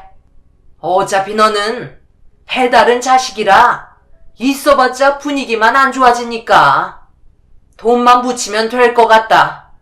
너희들이 다른 지역으로 이사를 가던 뭐래도 신경 안 쓰겠다만 네가 행사와 명절에 대해 선을 긋고 오내간에 한다는 건 선을 넘었다고 생각되지 않니? 어디서 시부모님한테 눈치 껴 세우고 버르장머리 없이 명령질이야? 시모는 제가 한 말에 대해 더 큰 목소리로 화를 내기 시작했고 아예 저희를 돈줄로밖에 생각하지 않았어요. 남편은 더 이상 듣고 싶지 않았는지 자리에서 일어나 제 팔을 잡고 시댁에서 나왔습니다. 이런 숨막히는 곳에서 그동안 살아왔던 걸 생각하니 제 마음이 찢어질 것처럼 아프더라고요. 임신한 며느리는 안중에도 없는지 오로지 자기 딸 시집 보내는 데만 신경을 쓰고 있는 모습이 너무나도 서운했네요. 만약 시모가 남편의 친엄마였다면 이런 식으로 행동하지 않았을 텐데 새엄마이니 저렇게 막대하는 것 같아 이참에 인연을 끊고 싶었습니다. 시모는 그렇다 쳐도 시부는 친아들인데 돈 버는 기계로 생각하고 있는지 이해할 수 없었네요. 남편에게 들어보니 그동안 신우와 시부모 뒷바라지를 위해서 안 해본 일이 없을 정도로 많은 고생을 한 것 같았어요. 그냥 인연 끊고 혼자서 살지 왜 그런 미련한 짓을 했냐고 물어보는 대답에 돌아오는 건 한 가족으로서 인정을 받고 싶어 뒤에서 열심히 일을 해왔다고 합니다. 하지만 세월이 지나면 지날수록 원하는 건 감당하지 못할 정도로 더욱더 많아졌고 자신들이 바라는 걸 충족시켜주지 못한다면 그에 따른 불만은 이 세상을 포기하고 싶은 마음이 들 정도로 남편을 너무 힘들게 한 것 같았습니다. 이런 문제들 때문에 친정 부모님께 찾아가 저희의 상황을 알리면서 어떻게 하면 지혜롭게 처리할 수 있을지 물어보니 부모님도 같은 생각을 가지고 계셨어요. 단호하게 인연 끊는 게 최선의 방법이라며 시부모와 신우의 배가 너무 불러 그런 말과 행동을 하는 거라며 없어봐야 그때 돼서 빈자리의 소중함을 알 거라고 당장 이사부터 하길 권했고 저희 부부와 같은 생각을 하셨다는 점에 대해 더욱더 의견이 확실해져서 결국 이사 결정을 하게 되었습니다. 처음에는 시부모님이 신경도 안 쓰시더니 이사 당일이 돼서야 발등에 불이 떨어진 것처럼 갑자기 저희를 막아서기 시작했네요. 이것들 봐라. 진짜 이사를 하려고 업체까지 불렀네. 이런 식으로 행동하는 게 옳은 결정이라고 생각하는 거야? 더 안 좋아질 수 있다는 건 몰라? 왜 하나만 알고 둘은 몰라? 가족은 서로 뭉쳐 있어야 하는데 너희들 이사 가면 당장 도움이 필요할 때 서로 도와줄 수가 없는 거잖아. 당장 이사 취소하고 다시 짐들 원래대로 돌려놓거라. 이제 와서 그런 말 하면 어쩌자는 거예요. 저도 더 이상은 참을 수 없다고요. 아버지는 그동안 저를 아들로 생각한 적 있으세요? 그저 돈만 버는 기계로 대하셨잖아요. 맨날 수진이 걱정만 했으면서 저에게 단 한 번이라도 사랑을 주신 적 있으세요? 10손가락 깨물어서 안 아픈 손가락이 있어? 나는 너도 똑같이 대해줬다고 생각한다. 그리고 수진이랑 너랑 어떻게 비교를 하니? 걔는 어리고 여자잖아. 당연히 너보다 도움도 많이 필요하고 막내니 신경을 좀 더 써줘야 되지 않겠어? 지금 네가 하는 행동은 이 애비랑 인연 끊겠다는 행동으로밖에 보이지 않는구나. 정말 그렇게 하고 싶은 거냐? 오빠, 이런 식으로 나오면 좋을 거 하나 없어. 잘 생각해봐. 가족 버리고 떠난 사람들 중 잘된 사람 본 적 있어? 시댁 식구 전부 찾아와서는 갑자기 이사 가려는 당일 아무것도 하지 못하게 말리기 시작했고 아무것도 할 수 없었습니다. 처음부터 잘하면 될 것을 왜 이런 식으로 나와야만 꼬리를 내리는지 이해할 수 없었어요. 한심한 모습들을 지켜보며 남편이 어떤 대답을 할지 쳐다보고 있었고, 그동안 많이 힘들었는지 이젠 저와 곧 태어날 아이에게 최선을 다하고 싶다며 어렵게 결정한 만큼 무르기는 힘들 것 같다며 이사를 계속해서 진행했습니다. 마음이 약한 남편도 이번만큼은 뒤로 물러서지 않으려 자신의 생각을 밀고 나가자 시댁 식구들은 당황한 듯 주춤거리며 자신들이 원하는 대로 되지 않자 분노한 표정으로 남편을 바라보고 있었네요. 시부는 나중에 다시 대화하자며 시댁 식구들을 데리고 돌아갔고 저희는 예정대로 이사를 진행했습니다. 마음이 복잡할 것 같은 남편의 어깨를 쓰다듬어 주며 걱정하지 말라고 잘 될 거라는 격려적인 말을 해준 뒤 무사히 이사를 마치고 사업장으로 향했네요. 별일 없이 잘 진행되고 있는지 서둘러 도착을 했는데 뭔가 어수선한 분위기에 직원들이 몰려 있었고 남편의 핸드폰에 전화가 울리길래 직원에게 도착했다는 신호를 보내면서 급하게 차를 세우고 무슨 일인지 확인하려 가까이 다가간 순간 저희 얼굴은 사색이 될 정도로 충격을 받고 말았습니다.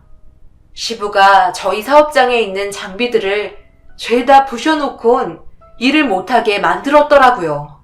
입에서는 술 냄새가 진동을 하고 있었고 자식이 부모의 말을 무시했다며 많은 직원들이 보는 앞에서 남편의 멱살을 잡은 채 패대기를 치셨습니다.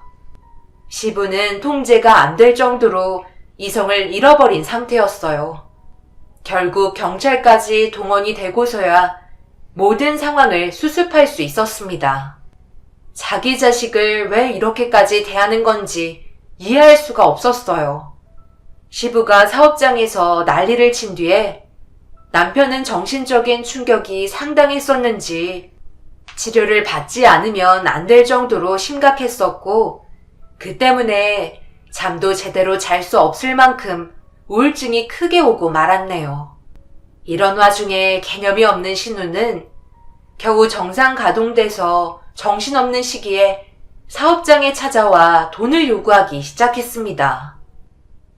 지금 어떤 상황인지 알면서 뭐라고요? 돈을 달라고요? 아버님이 망가뜨린 장비가 얼마짜리인지 알고 그런 말이 나와요? 그리고 아가씨는 지금까지 벌어놓은 돈 없으세요? 저도 참다 더 이상은 두고 볼 수가 없겠어요. 10원 하나 줄 수 없으니 당장 돌아가세요. 아가씨는 그래도 함께한 세월이 있고 오빠인데 돈 말곤 아무것도 안 보이죠? 자신이 한 행동에 대해 먼저 돌아보는 게 좋지 않을까요? 한 번만 더 사업장에 찾아와서 돈 달라고 요구하시면 업무 방해죄로 고소할 테니 2번 다시 찾아오지 마세요. 가만히 있으니까 사람을 아주 우습게 보는데 참는 것도 한계가 있는 거라고요. 아시겠어요? 제가 언니한테 돈 달라고 했어요? 오빠한테 돈 달라는 건데 왜 본인이 열을 내고 그러세요? 돈 좀 번다고 유세 떠는 거야 뭐야? 그 순간 남편이 신우에게 처음으로 뺨에 손을 올렸고 버릇없이 행동했다면서 당장 사무실에서 나가라며 소리를 질렀습니다. 신우도 남편의 그런 모습을 처음 겪게 돼서 당황했는지 눈시울이 붉어졌고 자기 얼굴에 손을 올린 행동에 대해 그냥 넘어가지 않겠다며 눈물을 흘리면서 사업장을 뛰쳐나갔네요. 남편도 갑작스럽게 일어난 일이라 손을 떨면서 고개를 떨구고 있었고 예상하고 있었지만 제 핸드폰에 불이 떨어지고 말았네요. 쉬지 않고 시모에게 전화가 오길래 사무실 밖으로 나가 시모의 전화를 받자마자 입에 담기 힘들 정도의 막말을 퍼붓기 시작했어요. 아무 말 하지 않고 계속 듣고만 있었죠.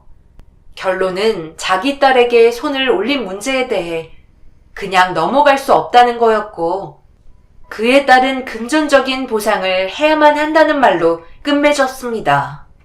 그래서 저도 그냥 넘어갈 수 없어 남편이 아무 말 하지 않았던 걸 대신 대답해 주었네요. 시부가 망가뜨린 장비에 대해 전액 보상하라고 얘기하자 갑자기 횡설수설하면서 나중에 다시 통화하자며 급하게 꼬리를 내리더니 전화를 끊었습니다. 그 뒤로 한동안 잠잠해졌고 그렇게 2번 다시 얼굴 볼 일 없을 거라 생각했었어요. 남편에게도 솔직하게 시모한테 전화가 와서 신우의 얼굴에 손을 댄 행동에 대해 돈을 요구하길래 너무 화가 난 나머지 시부가 부숴버린 장비값에 대해 청구하겠다며 통화 내용을 알려주었고 제가 한 행동에 대해 이참에 인연 끊을 수 있게 돼서 잘했다며 사업장도 다른 지역으로 바꾸려는 계획을 세우고 있었습니다. 임신한 상태에서 온갖 스트레스를 받았는데도 잘 버티고 있는 아이에게 너무 미안했어요. 그렇게 배는 점점 불러오고 2번 다시 시댁에서 연락이 오지 않았습니다. 저희 가족에게 평화가 찾아오니 사업장 능률도 많이 올랐고 여기저기 남아있던 빚들도 전부 갚게 되면서 어느 정도 여유가 생기기 시작했어요. 앞으로 좋은 일들만 있을 거라 생각했었죠. 꼭 그렇게 되길 간절히 바랬습니다. 일이 워낙 잘 풀리게 되니 남편은 사업장에 머무는 시간이 점점 더 길어졌어요. 저는 출산이 임박해지면서 한동안 사업장에 나가지 못하고 있었습니다. 남편은 출산한 이후부터 아예 육아에만 신경을 쓰길 바랬고 저 또한 그렇게 하고 싶었어요. 자리도 어느 정도 잡힌 상태였기 때문에 더 이상 제가 있을 필요는 없었죠. 그런데 모든 게 좋아질 거라 생각했던 건 저희의 미련한 바람이었는지 사업장에서 자주 밤을 새웠던 남편이 그날도 밀린 업무로 사무실에서 자야 할 것 같다며 다음날 가겠다고 통화를 끝낸 뒤 저도 일찍 잠이 들었는데 다음날 아침 충격적인 전화 한 통을 받고 말았습니다. 아침 일찍 출근한 직원이 사무실에 남편이 쓰러져 있는 걸 확인한 후 급하게 신고를 한 뒤 응급실에 도착해 있는 상태라며 병원으로 서둘러 와줘야 할 것 같다고 재촉했어요. 말도 안 되는 일이 벌어져 만삭인 배를 움켜쥐고 병원에 도착하니 남편의 상태는 생각했던 것보다 더 심각한 상황이었어요. 계단에서 굴러떨어진 것 같다며 머리를 바닥에 부딪히면서 뇌출혈이 오게 되었고 그 상태로 세상을 떠날 뻔할 정도로 위태로웠지만 다행히도 목숨은 건질 수 있었다는 의사의 말을 들을 수 있었습니다. 하지만 문제는 그 다음이었어요. 깨어나도 정상적인 생활이 불가능할 것 같다는 진단 결과가 뒤따르게 되었죠. 내가 이럴 줄 알았다. 돈만 쫓아가다가 결국 과로로 쓰러질 게 뻔하지. 가족들보다 돈이 그렇게 중요하디? 이제 어쩔 거야? 앞으로 정상적인 생활이 힘들다며? 그럼 지금 힘들게 일궈놓은 사업도 전부 말아먹는 거 아니냐? 언제 깨어날지도 모르는 심각한 상황인데 지금 사업이 문제예요? 그건 제가 알아서 할게요. 여긴 어떻게 알고 오신 거예요? 뭘 어떻게 알아? 너희 직원이 알려줬으니까 여기로 찾아온 거지. 잘 지내고 있는지 궁금해서 전화 한 통 해봤는데 갑자기 평원이라는 말에 얼마나 놀랐는지 모른다. 이렇게 된 이상 너희 시애비가 사업장을 일단 잡고 있어야 되겠다. 그게 무슨 말이에요? 아버님이 왜 사업을 이끌어가요? 그렇게까지 할 필요 없어요. 당분간 이 사람 없어도 충분히 직원들끼리 이끌어갈 수 있고 저도 있어서 아버님 도움 전혀 필요하지 않아요. 그러니 이만 돌아가 주세요. 너 말을 너무 서운하게 하는 거 아니니? 내가 사업 말아먹을까봐 그러는 거야? 지금이 심각한 상황에 그런 말이 나와? 제 말이 틀렸어요? 앞으로 벌어들이는 수익 전부 가져가려는 거 아니에요? 절대 그렇게 할 수 없으니 그만 돌아가세요. 언니는 사람 참 못 믿어. 우리가 남이야? 한 가족인데 망하는 걸 보고 싶겠어? 도움 줄 때 받아들여야 하는 거라고. 그 순간 엄청난 스트레스가 오게 되면서 예정보다 빠른 진통이 오고 말았고 결국 저도 입원을 해야만 하는 상황이 되어버렸습니다. 병실에 눈을 감고 누워있는 남편의 걱정을 하며 누구에게 의지할 수도 없이 출산을 하게 되었고 뒤늦게 저희 부모님께 가족의 안 좋은 상황을 알려주게 되었네요.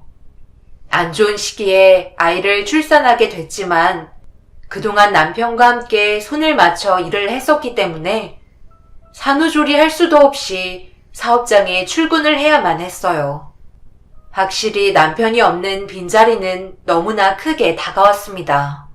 하지만 정말 다행인 건 그동안 저희와 계약을 유지했던 업체들이 안타까운 소식을 전해들어 남편이 회복될 때까지 계약을 유지해 주셨고 그 사이 저는 육아와 함께 직원들의 도움으로 남편의 빈자리를 채울 수 있게 하나하나 배워나갔습니다. 하지만 시댁 식구들의 끈질긴 반응은 정말 견디기가 힘이 들었어요. 남편이 누워있는 병원에는 입원한 날 이후 한 번도 찾아오지 않았으면서 사업장엔 출근 도장 찍듯 매일 찾아오셨습니다. 업무 방해로 경찰에 신고를 한다고 해도 CR도 안 먹혔습니다. 되려 도움을 주려는 가족을 내친다고 일이 진행이 안 될 정도로 큰 소리를 치고 있었죠. 어쩔 수 없이 그냥 투명 인간 취급하며 정신없는 나날을 보내고 있던 어느 날 남편이 깨어났다는 소식을 들을 수 있게 되었고 급하게 병원을 찾으니 남편의 상태는 너무 심각했어요. 제대로 된 생활이 불가능할 정도로 심각한 장애를 가지게 되었고 재활을 한다고 해도 가족의 도움 없이는 아무것도 할 수 없을 정도로 중증 장애를 비켜갈 수는 없었습니다. 오로지 제가 도와줘야만 하는 입장이었죠. 친정 엄마도 제 딸 지안이 하나 돌봐주는 것도 버거워 몸살이 날 정도인데 남편까지 돌봄이 필요하다 보니 앞날이 안 보일 정도로 막막했어요. 정상적인 생활은 힘들 것 같다는 의사의 말을 일찍 들어서 어느 정도 마음의 준비는 하고 있었지만 의사소통조차 되지 않을 정도로 심각할 줄은 정말 몰랐네요. 제 말을 알아듣긴 하지만 말을 할 수가 없어 너무 괴로웠고 결국 오열을 하고 말았습니다.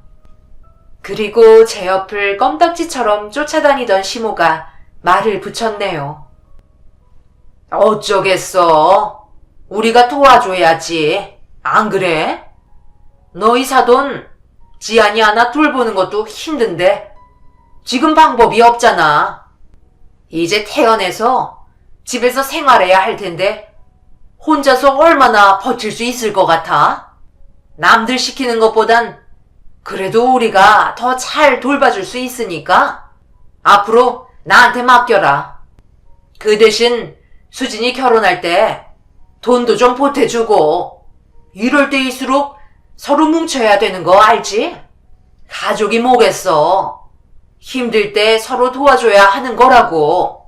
지난 과거의 일들 전부 잊어버리고 앞으로 살 날만 생각하자.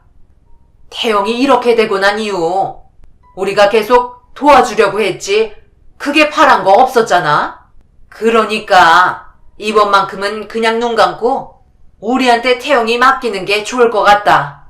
그럼 다음날부터 짐 싸서 준비할 테니 그렇게 알고 있어라.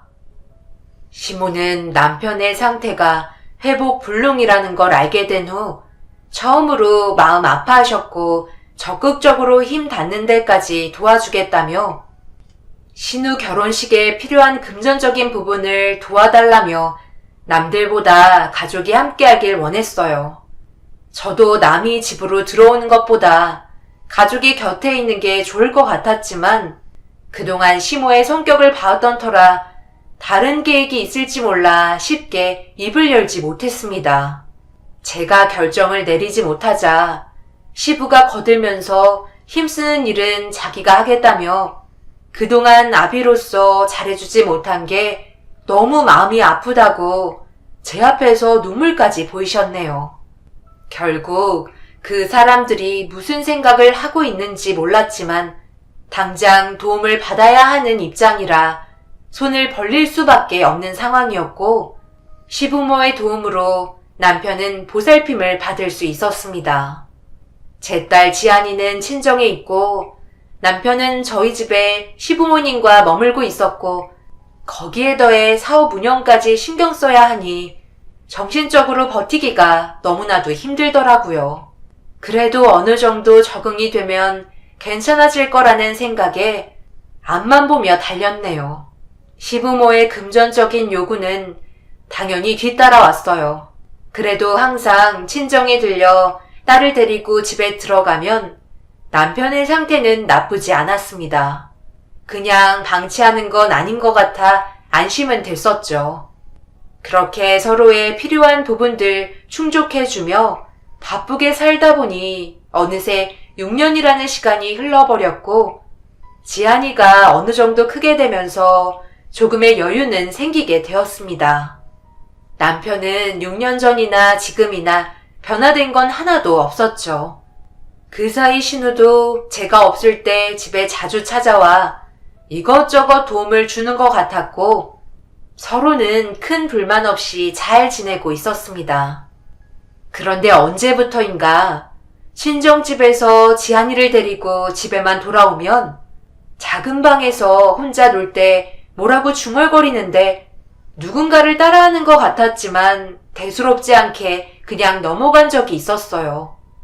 그냥 놀이 같은 걸 하나보다 생각했는데 꼭 대화하는 걸 따라하는 것 같아 조심스럽게 딸에게 물어보았고 충격적인 말을 듣게 되었네요. 시모와 신우가 남편에게 대하는 행동과 말투를 따라하는 거였고 그때부터 뭔가 느낌이 안 좋아 자연스럽게 집안의 내부를 촬영할 수 있는 액자 캠코더를 몇 개 구매해 집안 곳곳에 설치해 두었습니다. 갑자기 웬 액자야? 집안 분위기 좀 살려보려고? 그런 걸 걸어놔봤자 정신없고 지저분하기만 하지. 선물 받은 건데요. 그냥 바닥에 놔두는 것보다 걸어두는 게 분위기도 살 것 같아서요. 제가 없는 동안 별일 없죠? 별일이야 있겠어? 매일 똑같은 일상이지. 그나저나 이번에 내가 아는 지인들과 함께 여행 좀 가려고 계획하고 있는데 돈 좀 두둑하게 챙겨줄 수 있지? 태영이 돌봐주는데 그동안 너무 힘들었잖아. 온몸이 여기저기 쑤시는데 온천이라도 다녀와야 할 것 같아서 수진이도 함께 간다고 했으니까 이번에 신경 좀 써줘. 그래도 고생한 만큼 보람은 있어야 하지 않겠어? 네, 알겠어요. 그렇게 해드릴게요. 언제 가시는데요? 그럼 아버님이 그이 돌봐주시는 거예요? 이참에 모두가 함께 갈까 생각하고 있는데 만약 힘들면 수진이랑 나랑 둘만 가야지. 너희 시애비도 요즘 여기저기 골병이 들었는지 온몸이 쑤신다고 하더라. 이번만 사람 불러서 대신 돌봐주게 하고 함께 갔다 오는 것도 좋을 것 같은데 괜찮을까? 그럼 그렇게 하세요. 그 대신 인수인계는 잘 해주시고요. 그때 맞춰서 통장에 돈 입금해 드릴게요.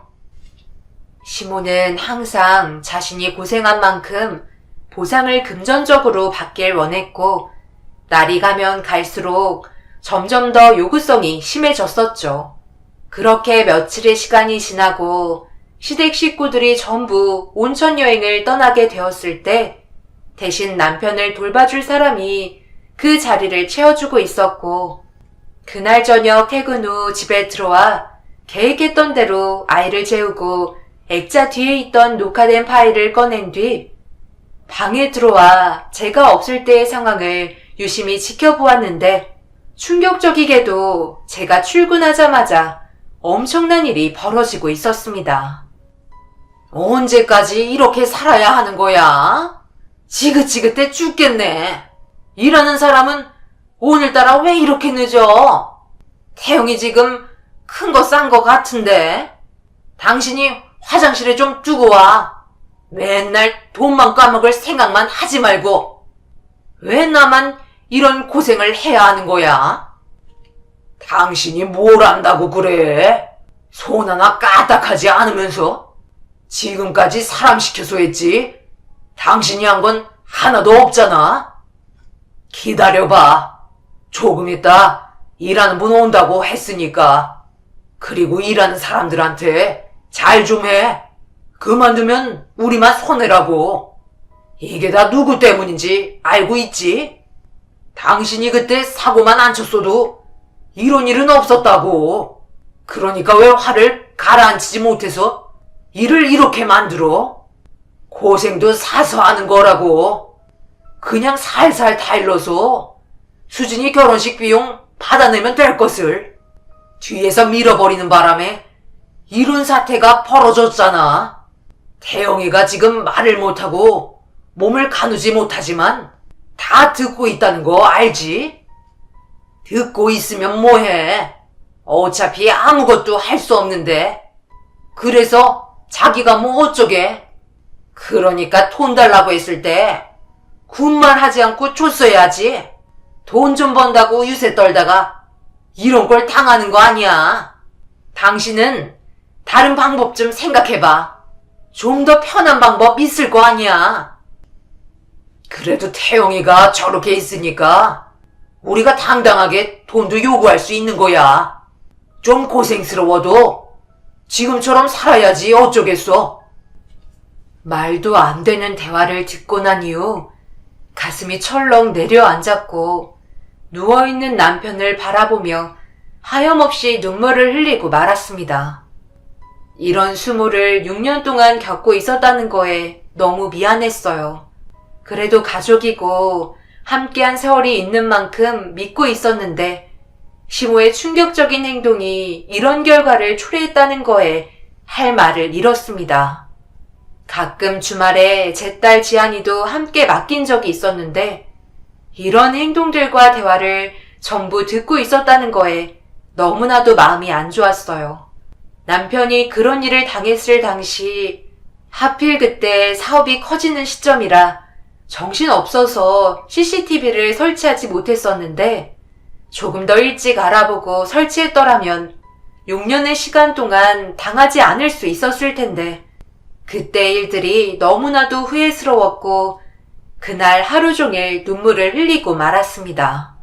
이 사실을 전부 경찰들에게 알렸고 확실한 증거가 되는 대화와 남편을 대하는 장면들이 들어있는 영상을 확인한 이후 수사에 들어가면서 시댁 식구들은 전부 조사를 받게 되었네요.